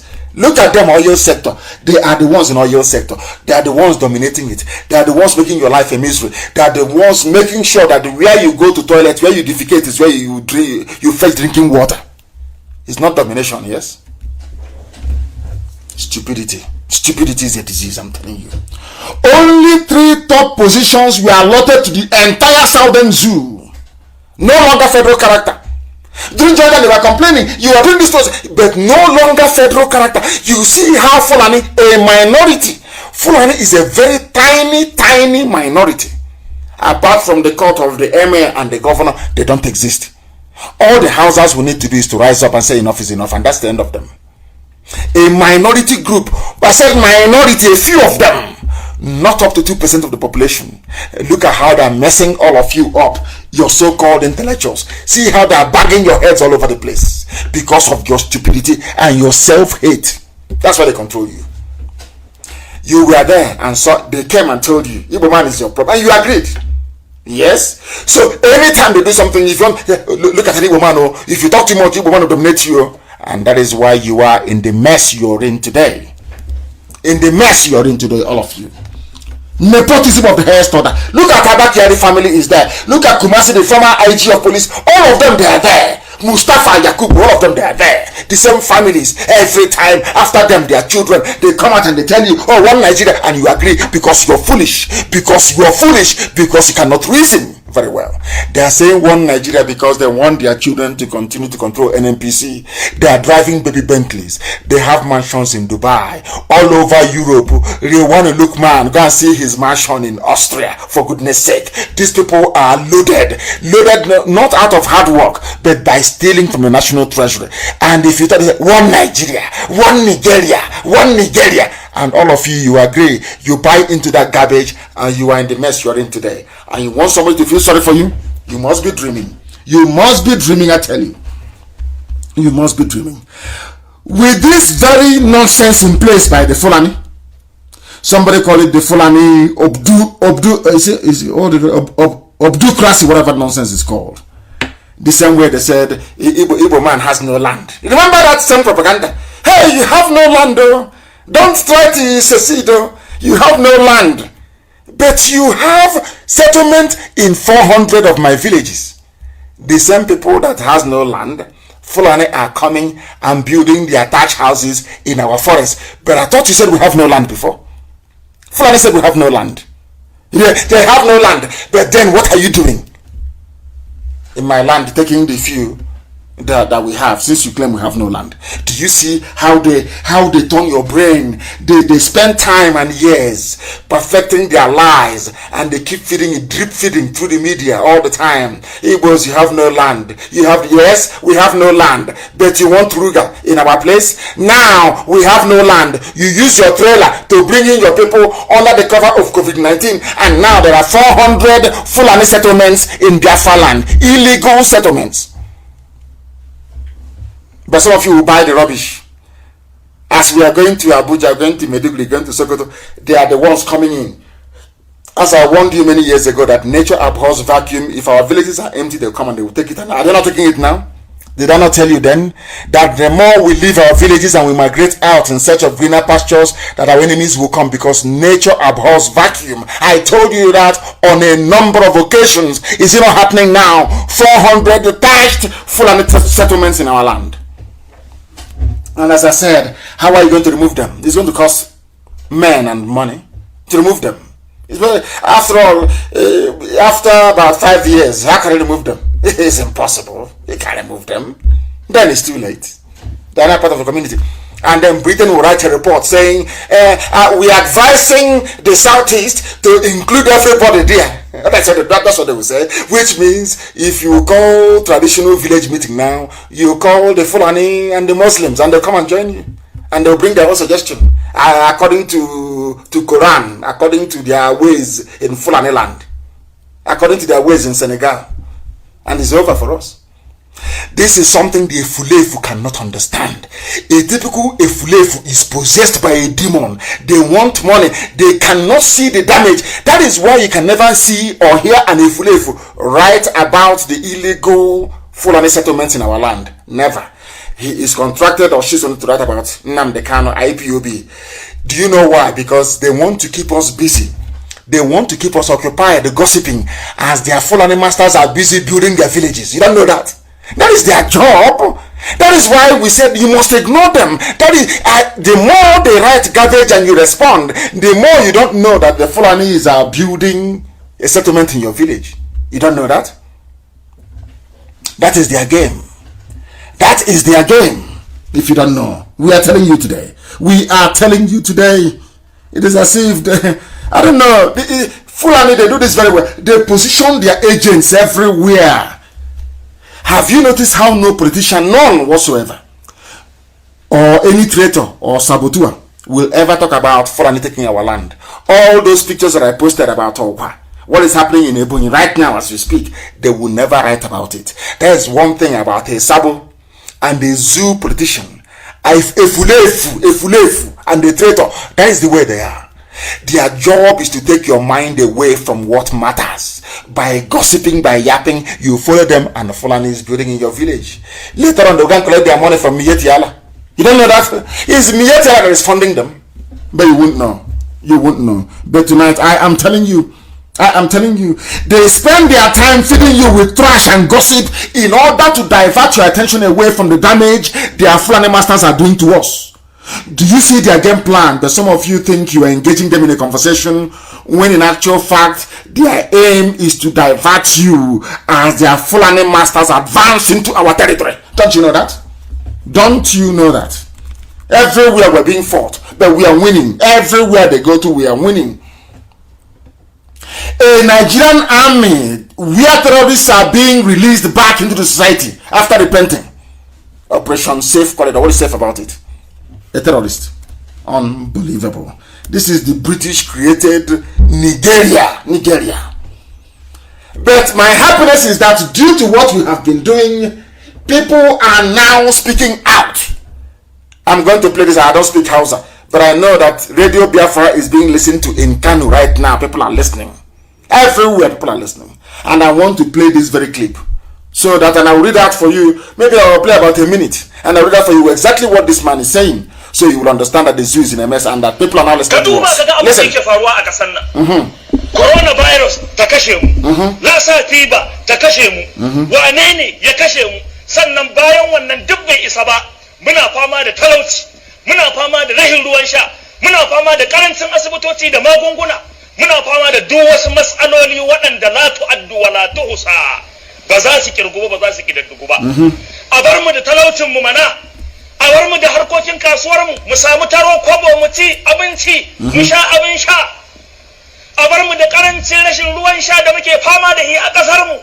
He is speaking Hausa language, and I'll tell you what he's saying exactly. This man is saying, what is happening in Nigeria? He's asking, what is happening? There are so many troubles in this country, and we are losing patience. This is an Hausa man. Day and night there is no rest for the people. We are suffering too much. They keep lying to us about everything. As COVID-19 came, we are worse hit. Lassa fever came, same thing. We in the north are always at the receiving end. Every sickness that comes, we are the worst hit. When you try to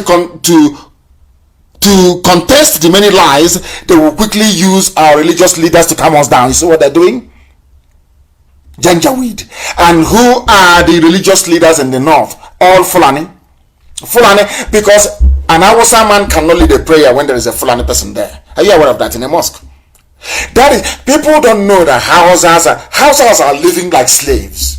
Hausa people are more or less slaves. Forget that you may see them in the army or in the customs or whatever doing the bidding of the Fulani, because some of them don't know they are slaves. Ask any Hausa person you know. If we go to a mosque now to go and pray the Juma prayers on a Friday, and as a Fulani man there, will you lead the prayers? The same way that a Yoruba man cannot lead prayers in a mosque when there is a Hausa man there or a Fulani man there. It's given. Are you aware of that? He is saying they will use our religious leaders to calm us down. Now we are battling with poverty, no good drinking, as they are the ones looting billions. So the people that claim that they are their leaders are the ones looting billions. This Hausa man is telling you he's very upset. He's very, very upset. We have no drinking water. We have no water to bathe. No good health facility. No single drug in hospital. Hospitals are shut down. Nothing at all. We are tired and we must change our ways. Hausa man is speaking. Maybe a student of Radio Biafra. Who knows?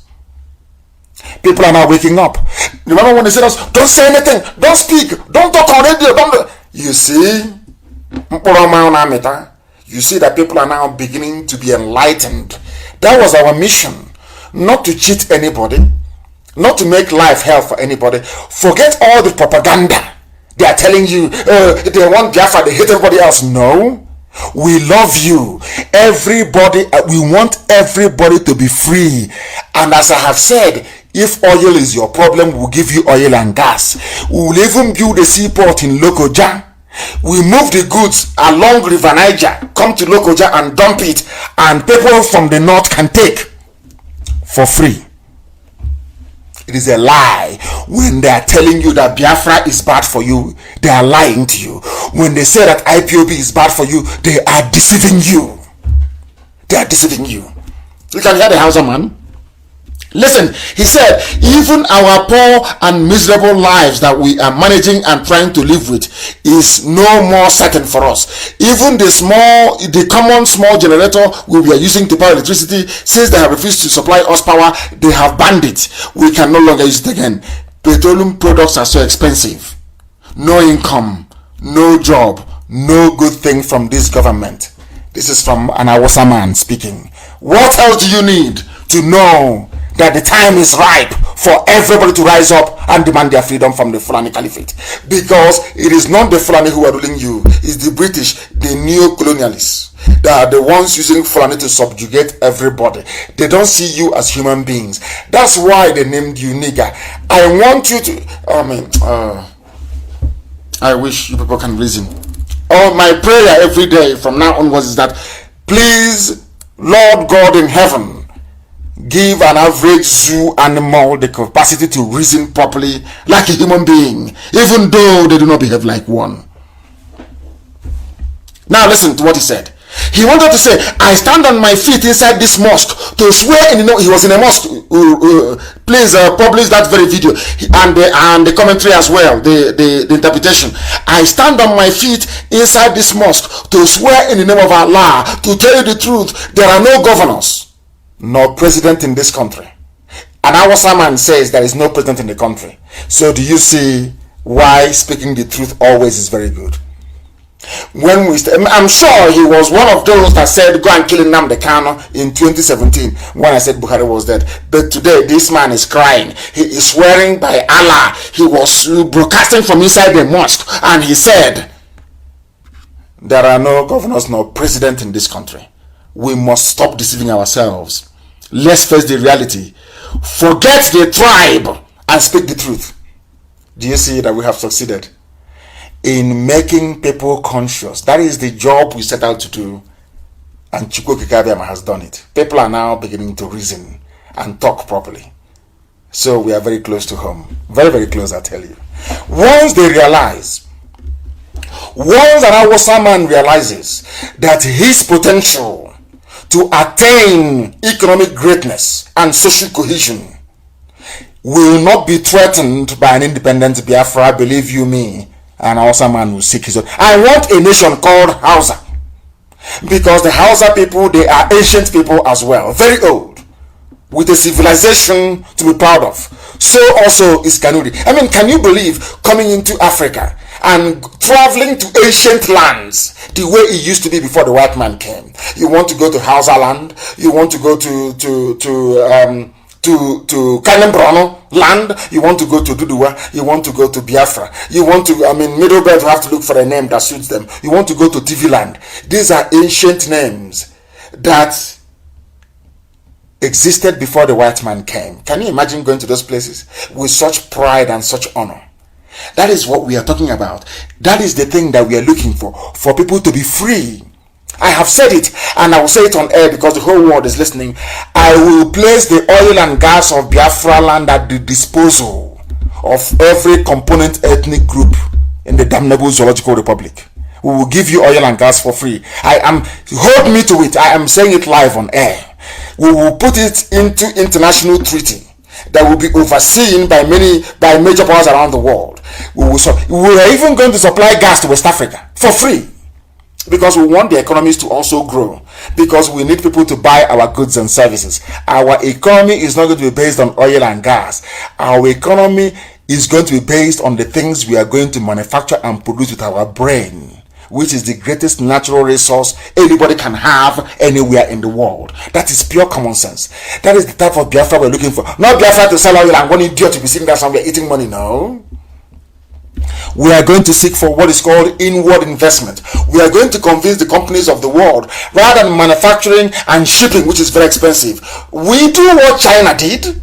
Come and manufacture very cheaply in Biafra land and distribute to the southern hemisphere. Very simple and neat. That is our economic plan. Road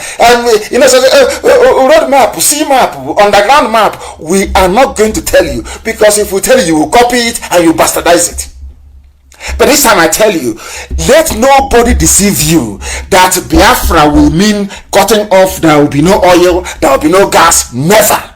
The people right now, every component ethnic group in the zoo, once you are an independent nation, will pipe oil and gas to you for free, because we don't need it.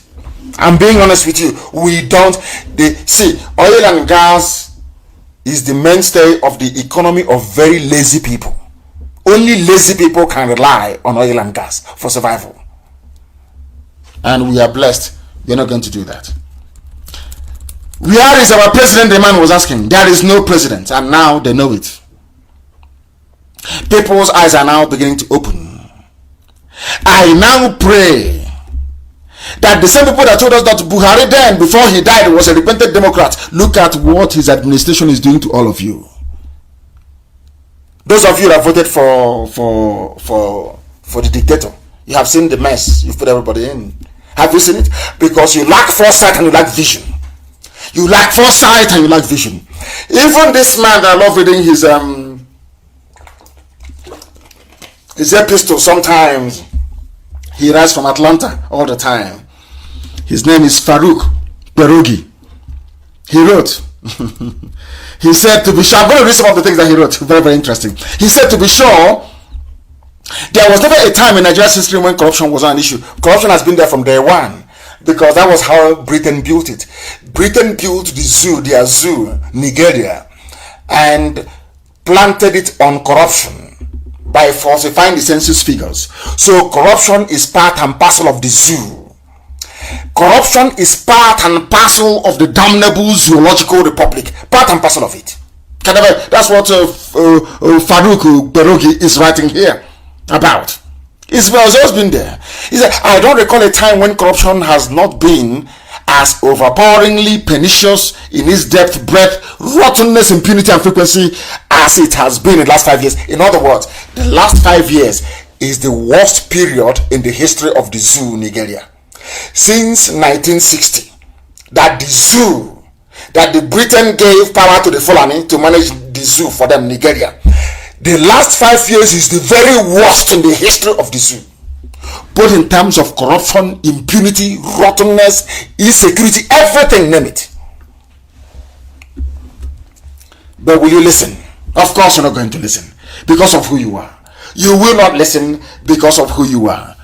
As corrupt as Jonathan was, according to this man who is writing, it was once railroaded by the force of public opinion to accept the resignation of Stella Odua because she bought BMW cars.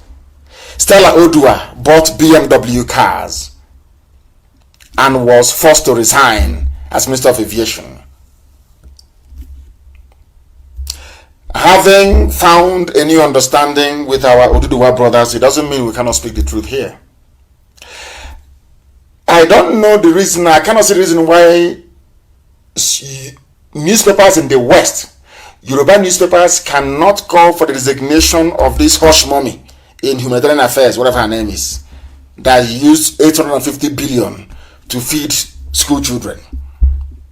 Have they called for her resignation? The same way they were calling for Stella Odua, because they know that Stella Odua comes from an ethnic group where she will receive no defense, that they don't control anything, they won't give you anything in return. The reason why the Yoruba media has not gone for that hush mommy, that girl in humanitarian affairs, whatever her name is because they can get something from the Fulani, and they're afraid of the Fulanis as well. You see how it works in the zoo. That is how it works in the zoo. And that is why we must remain fearlessly glued to the truth all the time. I said fearlessly glued to the truth all the time. He said, do you know the funniest thing? He said, he didn't write this thing this year. He wrote this very column October 30th, 2017. But everything he wrote here is very, very pertinent today. They are very relevant today, this very day. Since 2017, nothing has changed. In fact, things has become markedly worse. That is the zoo you are in. Anytime they tell you, don't tamper with one Nigeria, we are one Nigeria, is because they want to keep stealing, they want to keep looting, they want to keep deceiving you, they want to keep beheading you, they want to keep taking your land. They know that as soon as Nigeria ends, Nigeria, as once it comes to an end, there will be no more Ruga settlement in the south. No more Fulani settlement, illegal ones now. They may come and be in our towns, that's no problem. No more illegal Fulani settlements in our villages. They can no longer take our oil and gas and do as they like. Their children cannot live 5-star lifestyle anymore in the capitals of the world, driving the most expensive cars you can ever imagine. You will not have exclusively Fulani on the board of NNPC. Those are the things they're going to lose. So when somebody says to you, one Nigeria, it means they are serving a Fulani overlord. That's the meaning of it. The time now is approximately 8 minutes. It is 8 minutes to 9 p.m. in the evening in the land of Biafra. 8 minutes to 9 p.m. in the land of Biafra. The whole world is listening. We are live and we are direct. Somebody said that they're tired of the zoo. Is Igbo man still the problem? I'm asking. Is Igbo man still the problem of the zoo? I am asking. They said Biafrans are rebels, Igbo man is the problem. But now you have all agreed that what Ojukwu saw in 66 and 67 is playing out today, isn't it? Can you not see it? Has it now occurred to all of you that the reason why there was a concerted effort to demonize the Igbo man is because the British and their Fulani house niggers, they know that it's only an Igbo man that can save the rest of you in the zoo called Nigeria. I'm saying it without any apology. Only an Igbo man can lead a revolution that will free everybody, the same way an Igbo man did in Haiti and across the Latin world. Even in the USA itself. Is it now very clear to all of you? Is it now very clear to all of you? Those doubting Thomases, is it now very clear? The reason why they chose an Igbo man to demonize an Igbo man is to make your freedom impossible. To make, as they are killing you, as they are cheating you, as they are looting your treasury, they will keep saying to you, well, an Igbo man is the problem. Igbo man is the problem. Have you seen it now? Even the Hausas are waking up. They are waking up. They are waking up. And my very happiness is that somebody wrote something very, very interesting, which I must read out to some of you. I think it's from Renta Douglas. No, this one from Renta Douglas. Renta Douglas's one I will try and read out later on. It is what somebody said regarding this so-called fake plot, so to speak. Fake plot. They said an Igbo man is coming to take our oil in the south. Somebody responded to them. A southern Biafran, so to speak, responded to them, and he was responding to a Fulani man. A Fulani man wrote, Biafra is Igbo plot to colonize South, and they know that there's nothing called South in this world. They know that South doesn't exist in any map, in any cardinal point. But that's them they gave them. South, and they're answering. And in fact, they have abandoned that one these days. North should not cry for us. Our brother is writing. His name is Donald Egbo. He replied to somebody called Sage Ringim, and he said to him, Biafra is a plot by Igbos to colonize South, Alhaji Sage Ringim. Now, Donald Egbo responded, North cannot speak for South. He who comes to equity must come with clean hands. He went on to say, Sir, I want to thank you for your concern about the welfare of the people of the South by exposing the plans of the Igbos to recolonize the region as if there was a time Igbos colonized anybody before. Do you see how education is in the zoo? Do you see how warped the minds of zoo people are? But we'll continue. But I'm worried about the sincerity of these your concerns. Because of these worries, let us dissect and carefully assess your statements of fear and concern in 4 segments, so as not to repeat the mistakes of 64, 66, 67 to 70 till date. In your carefully written letter or chat with journalists, as reported in national dailies yesterday, you clearly stated that Igbos want to, 1, that's IPOB.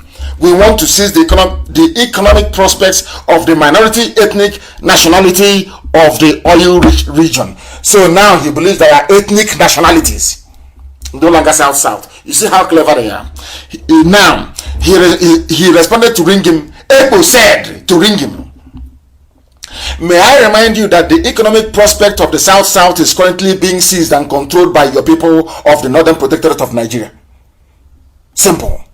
This man, Ebo knows that every time they want to blame the Igbo man for everything. So as like professional gossipers we have in Biafra land, they want to keep your mind focused on something else. This man said to him, but your people are the ones who are now colonizing my region. Are you aware that even the oil wells in Abia State, Imo State and Anambra, and recently Enugu is being owned by your people in Northern Protectorate? Do you know that the oil well in Okwa, Abia State, where I come from, I come from Omahi, of course, not Abia State. Do you know that the oil wells in Imo State, in Anambra, are being owned by Fulani people? Are you aware of that? They tell you about one Nigeria. You are aware? That is what our brother Ebo is pointing out to this Janjaweed who was writing and addressing the media and telling them rubbish. And that's what the Zoo media will write. Oh, nnamdi, kanu, IPOB, you want to colonize the South, you want to capture the region, you want to capture the oil field. They have forgotten that Abia State has oil field, oh. They have forgot to know that Imo State has oil field. They have forgotten that Anambra is oil, Enugu is oil, Ebonyi is oil. They will never tell you that. Do you see? This is that thing that the British told them. Britain said to them, keep saying it all the time. If you keep repeating it, people will believe it. Keep saying it. Even if they are fighting you, keep saying it. Keep telling them, Igbo man is coming to colonize you. Keep saying it every day. The idiots will absorb it. And some fools amongst them did. He's now telling him in the north. He said to him, Alhaji Sage, may I remind you that the Igbos are not the colonialists as you have insinuated here, but you and your people in the north are. Ebo is writing to him, and Muchebe is from Cross River State, writing to this Janjaweed, telling him, you people are the colonizers, not Igbo people. Do you understand it? They have so far not shown the threat to colonize as compared to your people. Ebo is educating a northerner, telling him, you people, Janjaweed, the Fulani, you are the colonialists. You are doing the bidding of the British. That is why no British paper can write about the killings going on. No British paper can discuss the slaughter of Christians. No British paper can carry the slaughter in southern Kaduna. If what is happening in the zoo were to happen anywhere else in the world, the British foreign minister will stand in the House of Commons to deliver a statement. But because it's the zoo, they can't say anything.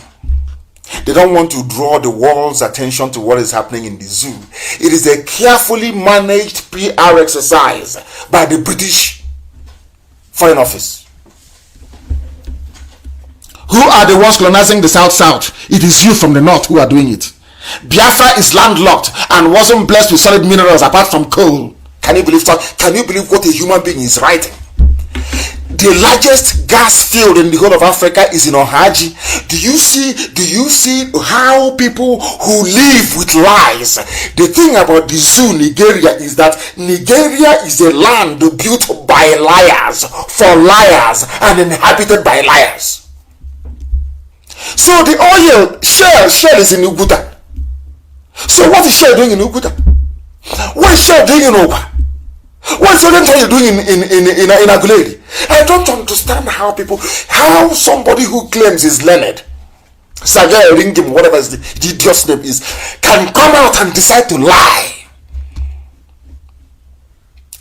Do you know it is the oil in Abia, in Imo, that is being piped underground and being lifted from the coastline of Biafra land? Are you aware? Can a ship come to Upa? The answer is no. So what is Shell doing? Okay, all that oil that Shell is drilling in Ebema, in Ukuta, in our mama, where is it going to? It's going to the coast, because no ship can come to Ohaji because there's no waterway. They have to pipe it underground. Do you see? And he claims he's learned. He claims he is an educated man. But thank you for the lectures that you have given to him. Our dear brother, he's from Cross River State. They understand. Some of them are now beginning to realize all the lies that we are told. All the lies that we are told is to hold you down in perpetual bondage. Igbo land is not landlocked. It is not. Go to Azumini. I don't know why people are foolish. They know the truth. They keep writing rubbish. People who are not educated enough to understand their place in the zoo are the ones commenting. Igbo land is not landlocked. Opopo is Igbo land. Boni is Igbo land. Asumiri is Igbo land. Don't you know that? You don't know where Asumiri is? Is Igbo not Igbo land? Is Igwocha not Igbo land? What was the name of Port Harcourt before the white man came? Is Igwocha? What is the name of Opopo before the one? Is he called Igwenga?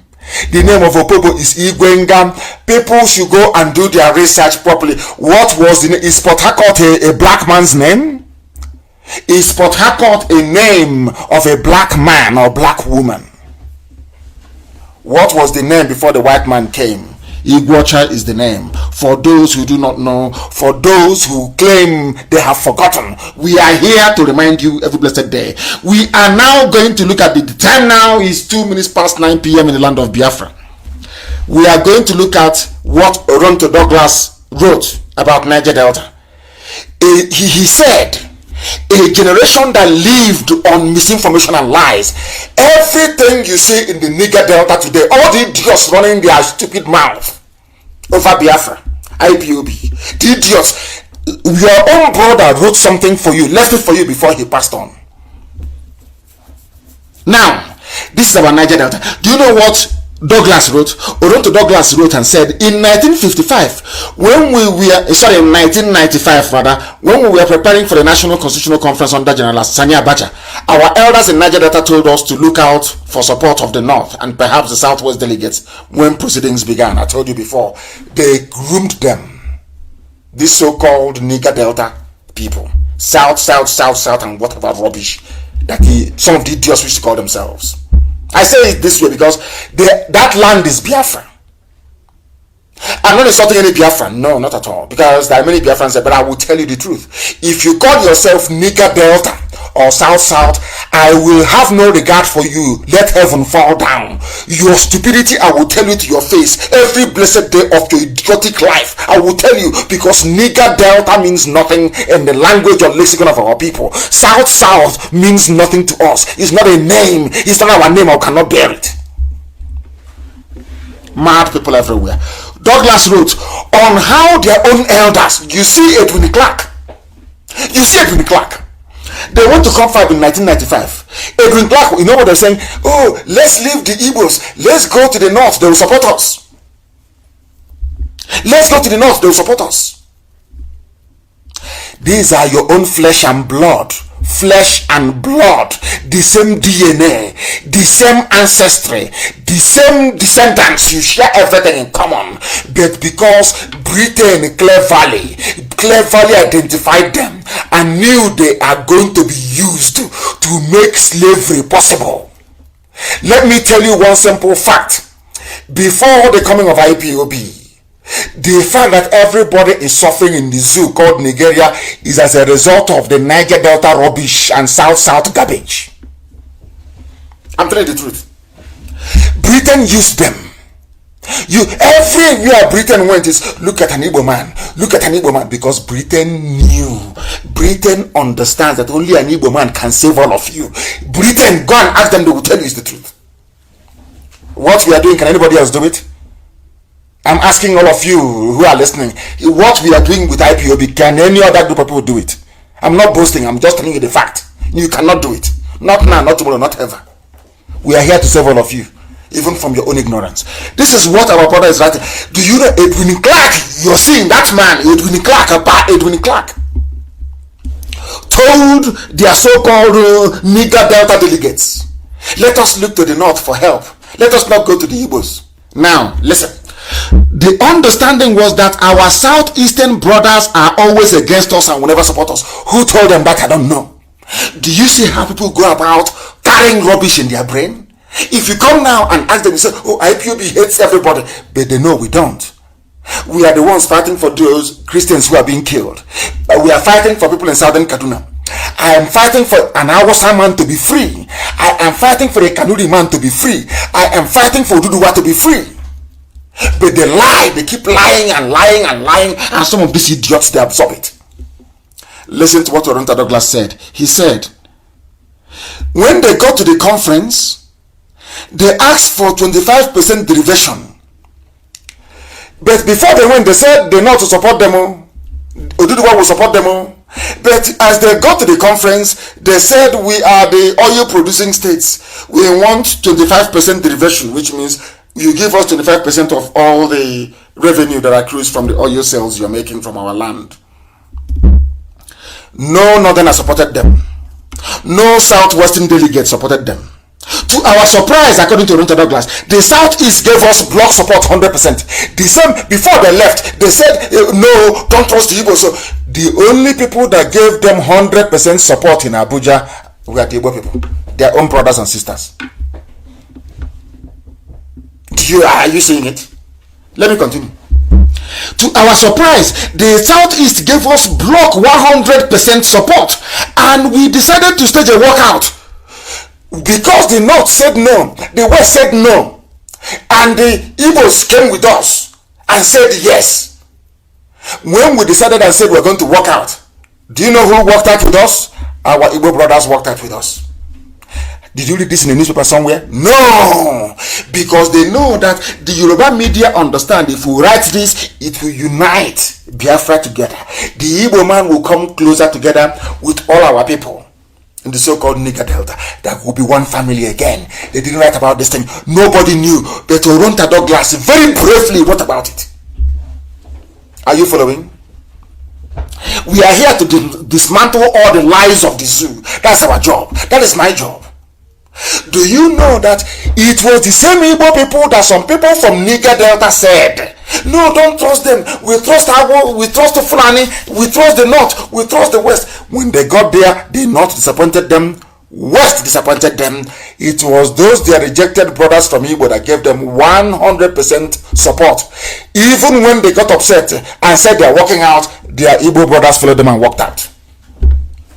Did you read about it anywhere? No, neither is here. And I thank Chidi Kali. I saw it from his Chidi Kali that posted it. I got it from his page.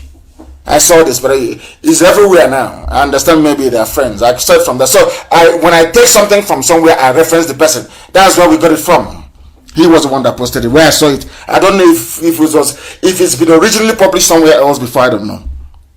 Now listen, General Sani Abacha then intervened and gave us 13% derivation we're enjoying today because of the help of the Igbo people.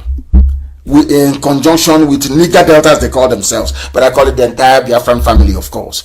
It is confusing that what our elders told us was different from reality. Do you know that what Edwin Clark was telling his own people about his own flesh and blood, the Igbo people, were wrong? They now knew. When they got to Abuja, they saw the way the Igbo delegates behaved. They said, oh my God, oh, I never knew that things are like this. They now knew that their elders were lying to them. Every garbage your grandfather must have told you about an Igbo man, about the so-called Southeast, is a lie. It was proven in 1995 in Abuja. Proven beyond every reasonable doubt. It is a shame, isn't it? But it is not too late to make the wrongs right.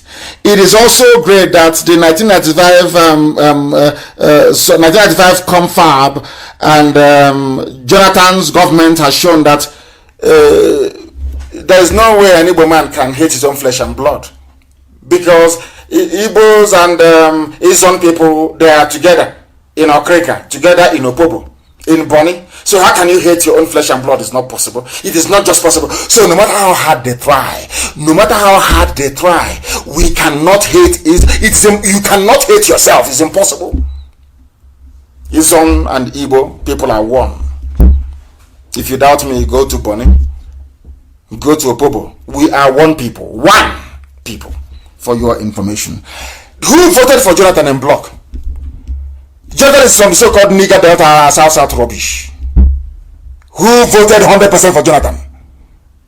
The same people that you're talking rubbish against, because you don't have brain, you don't have sense. It's your guilty conscience. When was the radio before said about Ikwele land? When we are from Bini, we are from Akraka, talking garbage. Ali Ikwele, that is Igbo land. And I came on this same microphone, this same radio Biafra, and I said to them, your problem is abandoned property. You don't want people to talk about abandoned property. You are ashamed. You are a product of stolen goods. They use stolen goods to train you in school. So, because you have to defend the criminality of your fathers, that's why you said you're from Bini. But all of that is by the way. Abandoned property is because we are going to, Iguacha is going to be our capital. Every house be knocked down, will build something so spectacular that when people see it, they will say, indeed, the Biafrans are blessed. Not all that rubbish for face me, I face you nonsense. No. We are going to build a modern capital that when a white man comes to Iguacha, they will say, I never in my life would have believed that a black people are capable of this. So take your inferiority complex elsewhere. Ikwele land is Igbo. Anyoma is Igbo. If you say you're from Bini, pack your things and go to Bini and live in Bini. If you say you're from Bini, go to Bini and live there. Your name is Ikechuku, your name is Amechi, your name is Wike, you want to go and join people who are Iguafon? Is your brain correct at all? Does it mean you cannot reason?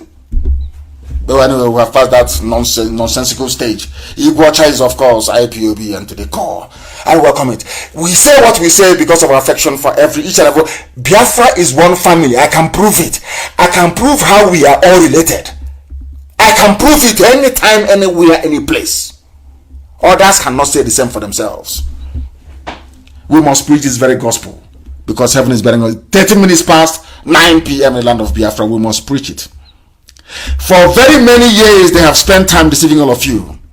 They told Efik people in Calabar, Igbo man is your problem. Today, we have reason to liberate everybody, not just Igbo people, but the entire Biafran family. We've even gone as far as trying to liberate Hausa, the Nupe, the TV, the Jukun, everybody, all the way to Duduwa. Everybody has to be free. Everybody. These are the same people that we are mocking us, that we don't have enough land. Look at Opa, they have taken. Everywhere they have taken our land. We are chasing them away from Ebonyi State. Have you not seen it? We've discovered where they loaded their weapons in Abakaliki. If you don't know, some of you don't know what we are doing. Because if we say it now, they'll take it, they'll cut it out and say, oh, look at nnamdi Kanu, he said it's peaceful. Can you see how violent they are? That is all they are waiting for. They are actually gossipers. That's all they want in life. So they can write the State Department. They can write Pompeo. That's all they know what to do. They cannot write Pompeo complaining about Fulani raping and killing their sisters. No, they won't. It's writing nnamdi Kanu. His members, we are somewhere intimidating people. They are a terrorist group. Somebody is writing to State Department in America, asking them not to give me visa. And the idiots will come out and say they're fighting for Biafra. That's who they are. And we shall keep exposing them. Sometimes I wonder, given what's happening in Okwa West, sometimes I wonder if Fulani is actually the problem. Or the zoo animals, those that call themselves Nigerians. Who is the problem? Let me tell you why I'm saying this. Because you would expect journalists to be very sensible and very reasonable. But after the criminality of Ismaila Issa Funtua, Nigerian journalists who every day would write that things are bad, corruption is everywhere, they went and named a building. They named the building the NUJ building after Funtua, who is a confirmed looter. He took over Etisalat, they call 9 Mobile, by not paying anything. A criminal extraordinaire. The same journalists who every day they were writing to us, your corruption is everywhere. Let's say the same journalists in the zoo, they are immortalizing a man who epitomized corruption, looting, and criminality, or brigandry, so to speak. You see them? The country is bad, let's move it forward, let's do something. But they are the ones promoting criminality by naming their building after Issa Funtua, the same way that they named the stadium in Kanu after Abacha. That's how they reason. That is how they reason. Zoological Republic. What I'm saying tonight is that Fulani is in the minority. If they had good intentions or ability to govern properly, there won't be a problem. But they epitomize mediocrity and the irredeemable primitivism of a black African. That's who they are. Primitive people. All they need is to loot. They loot. After how many years of funding research, all the place of Kilishi research after many years. I keep asking you, those of you campaigning for Fulani president all the time, I keep asking some of you, if you say that something is sweet or nice, you tell us what it tastes like. I asked you every time, is the Fulani man that will come out, vote me as the president, and I keep asking you, you want to fix the economy? Okay, yes. Name one renowned Fulani economist. That's none. You want to industrialize the zoo, Nigeria? Yes. Name one Fulani scientist. None. Name one Fulani poet. None. If they cannot produce all these people, how do you trust them to produce somebody who can be a president? Simple, common question. that I expect those with common sense to be able to answer, but they cannot answer it. They cannot answer it. Let me tell you why I tell you every day that your average Nigerian is a mental case.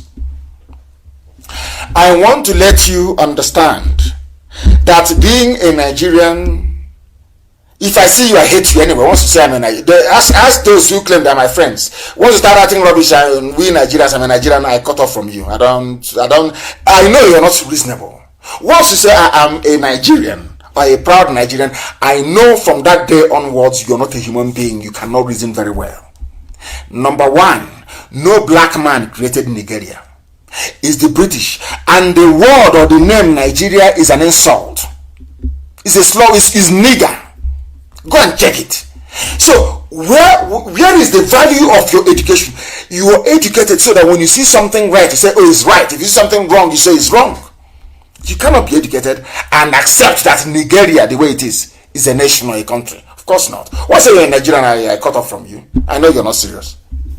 And let me tell you why. I want to buttress my point by telling the whole world how stupid a Nigerian. I want to let the whole world understand that this is the reason why white people are quite rightly racist towards black people.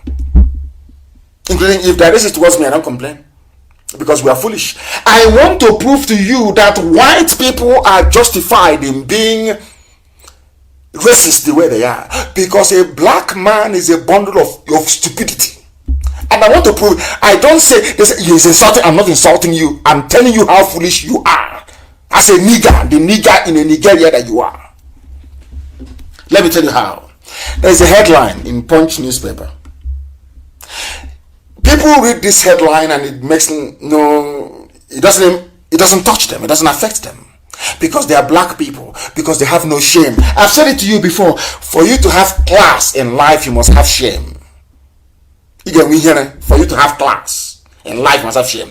Now listen to this headline. Nigeria's petroleum imports exceeded their exports by $58.5 billion OPEC. What it means is, listen up, it means that they come to Biafra land and they take our oil on behalf of the whole Nigeria, or should I say on behalf of Britain. They take that oil outside and they sell the oil and they bring the money back. With that money they are bringing back to us, we now proceed to import other forms of oil as well.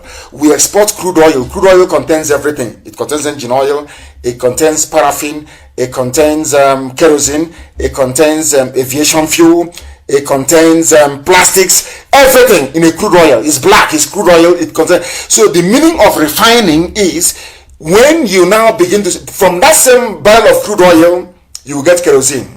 You get petrol, which is a premium spirit, motor spirit, the one you put in your vehicle, fuel. You will get diesel. You will get engine oil. You will get brake fluid. You get everything. Now, do you know what Nigerians are doing? They export crude oil. They now import kerosene separately, petrol separately, the one you put in your car. They import aviation fuel, the one you put in aeroplane separately. The one they call, is it paraffin or whatever it's called, separately. Engine oil separate. So you are selling a barrel of crude oil to a white man or to a refinery which some of them own, which some of these Fulani people own in Equatorial Guinea and in Exeter in England. They export the oil to their own refineries. That is how wicked they are. Meanwhile, the four refineries they have is not working. Iguacha, One, Warre, and Kaduna not working, but they're paying the workers. Now listen to the stupidity of a black man.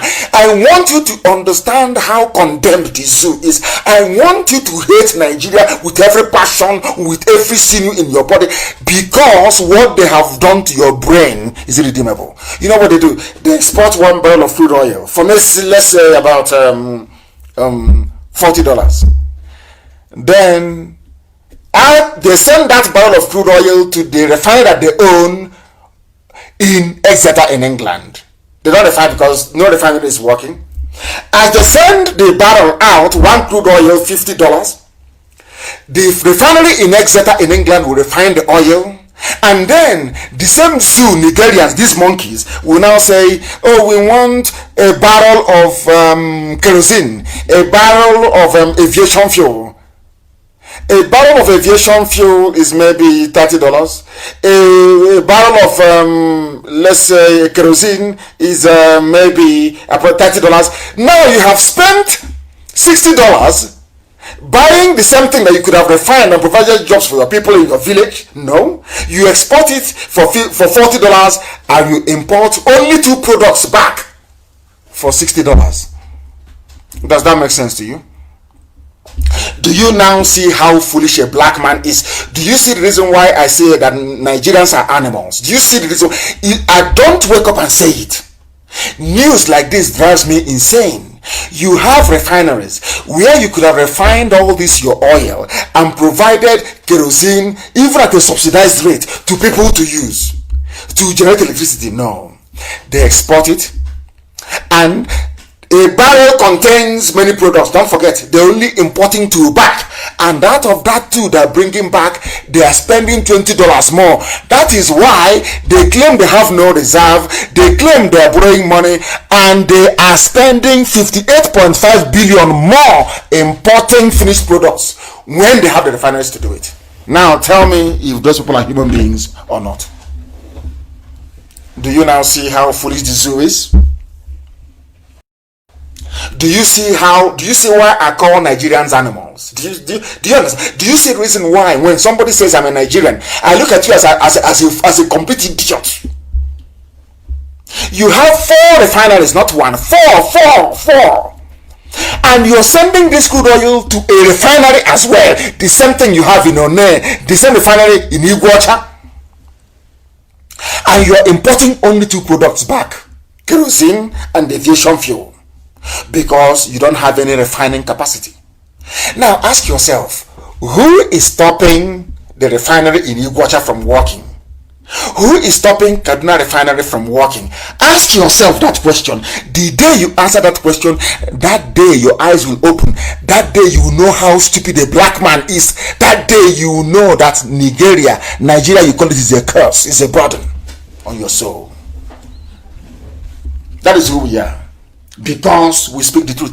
They want to steal, they want to make your life a misery, they want to loot, but they come out and they tell you, Igbo man, is your problem, let's support one Nigeria. But you cannot see what they're doing because you are foolish, because you're a black man or black woman, because you're from a zoo. Your brain is not working properly. Shameful. Very, very shameful. And remember, once they finish doing all this nonsense, they cannot grow the economy. They don't know what political economy is all about. They don't know, they have no idea how an economy can be grown. They have no. That is why, please, can you publish that picture of a bridge they commissioned in Adamawa? Osisi wood, ordinary wood, that a local carpenter can do. He said he built it for 10 million. And they had the temerity to put ribbon on it and to use scissors to cut the ribbon. People without, when a white man sees this, tell me why they will not kneel down on your neck and kill you. Because as I'm looking at this thing, I am hating this people the more. There is a level of stupidity that somebody will exhibit. You will know that that person is not fit to be called a human being. That's what that. Look at the bridge. Wooden, wood. Ordinary carpenter can do it. They said they spent 10 million naira. The wood they use there is not up to 20,000 naira wood. And labor. This very bridge will not cost up to 10,000 naira. But they said they spent 10 million. And the idiot had the temerity to put a ribbon on this wooden bridge and to use scissors to cut it, to declare it open. And people are clapping. He's an elite. He's a political leader. He is elite. These are the people that inhabit the zoo. And you're telling me I should belong in a country with such people? God punish all of you idiots. I will belong to a country with these idiots? You are insane. All of you are insane. Mad people everywhere. This UG black people as useless as ever. Where is Sibajo? Nobody can tell us where he is. This is somebody wrote, is Professor Sibajo and Jubril Al-Sudani, because there is no president, there is no direction, there is no economic policy, nothing. It's loot as much as you like. And if the army cannot contain you, we'll send terrorists to kill you. And you fools wake up in the zoo every blessed day thinking an Igbo man is your problem, or thinking that IPOB is your problem. That's how foolish some of you are. And I feel sorry for you. And they are now planning to borrow more money. But they are now going to borrow more money. As the loan they have collected, their debts have now hit 33 trillion. They want to borrow money. You borrow money. You sell crude oil. You go and import kerosene and PMS, premium motor spirit.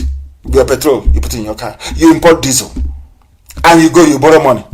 You export crude oil.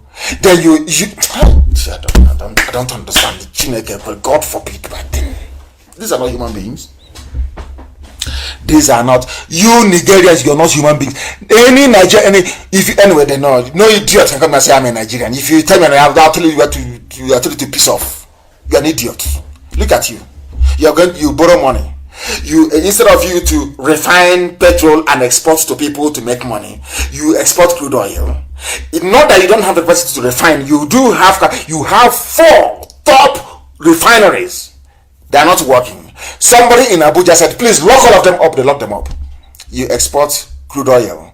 You import. You go and borrow money from IMF to import kerosene, to import fuel. God forbid. God forbid. Zoo people. I am too upset. Let me bring this program to a close, honestly.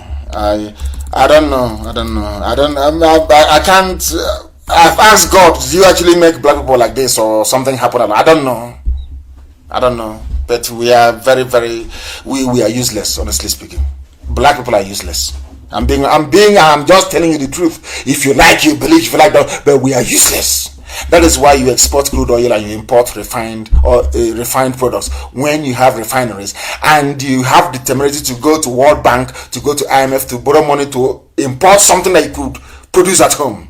God forbid, you people. I have a few special announcements to make this very evening.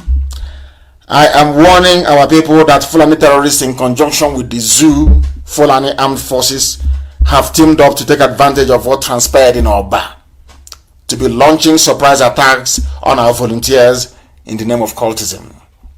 Because I came on air and said that what happened in Oba, we are called. Do you know what I have done? The Nigerian police and Nigerian army have now teamed up with Miyeti Yala.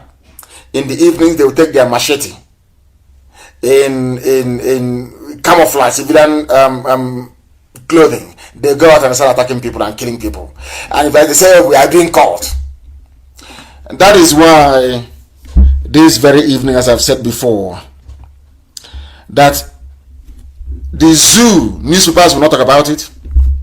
The gossipers we have won't talk about it. But anytime we encounter them again, they attacked people in Obo. That was yesterday, if I'm not mistaken. People coming from burial. I am warning the British. I am warning Nigerian newspaper proprietors, because they write rubbish as usual. Anywhere we encounter people, Nigerian police claiming they are caught with machete to kill our people, we will kill them. I'm telling you this night, we will kill them. And I'm telling our volunteers, anywhere you encounter any idiot that attacks you or says they are doing cultism, kill that very person there and then. Let me go to America and justify it. Kill them. Tell them that's so. Kill that idiot. If they come to kill you, you kill them. It's called self-defense. Let me see the idiots that will speak against it, since they are blind. They attacked us in Obo. We have the pictures. We have the video of the attack. They claim they are doing cult because of what happened in Oba. You see how Fulani behave? Then they now go to villages, they lay ambush, they attack our people. They say, oh, we are caught. We are cultists from Obo. They won't go free next time. There is nothing like cultism in our land. Politicians and their Fulani masters are using Fulani terrorists and members of SARS to launch attacks against IPOB. The day we respond, I am sure that BBC Igbo and BBC Pidgin will now find time to go and interview people. They will twist it to their own advantage. in their mission to demonize IPOB. Now that we are being attacked, nobody's talking. Now we are being attacked indiscriminately, nobody's talking. I hope they understand that. They have been inflicting grievous bodily harm on our people in the name of cultism. The day we respond now, the idiots, their mouth to start popping like popcorn. But now they won't see it. And I'm asking our volunteer command, anywhere, any village where the Janjaweed, the Fulani police will go and hide and say we are doing cultism to attack our people, you will find them that very night and you will kill all of them that same night. Let me go to America and to EU to justify their death, because this nonsense is too much. This is called self-defense. They can't keep killing us and we keep quiet. It's not just because they will kill all of us now. It's not possible. We can't do that. Let them copy out. You know what they do in the zoo? They will now copy out this part of my speech and they will send it to foreign missions. But I will come back on Wednesday to repeat what I've just said. If you come to us in the name of cultism to attack us with machete to kill us, we will kill you. As simple as that. That thing that will happen in the year 2030, let it happen in 2020. What sort of rubbish is this? And thank you all for listening this very night. We have come to the end of our program. And as always, and without hesitation, with every affirmation and conviction that what we are doing is right, I state categorically without any equivocation that Biafra is indeed our religion. Here on Radio Biafra is where we worship, because Elohim Chukwu Okike Abiyama is our God. From me, from here, good evening.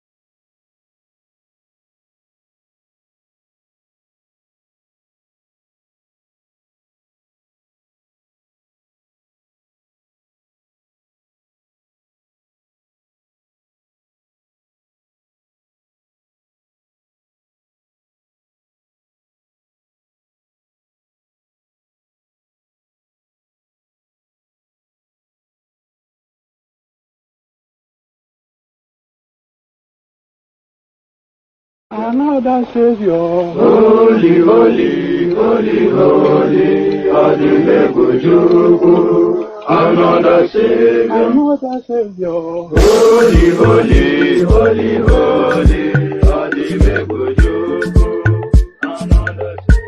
Well, this is Mobien. This is dedicated to the gallant heroes of the Nigerian Biafra War and IPO families all over the world. I remember the Nigerian Biafran War, in the thickness of the Biafra genocide. Hey, one man revived the vanishing hope to life.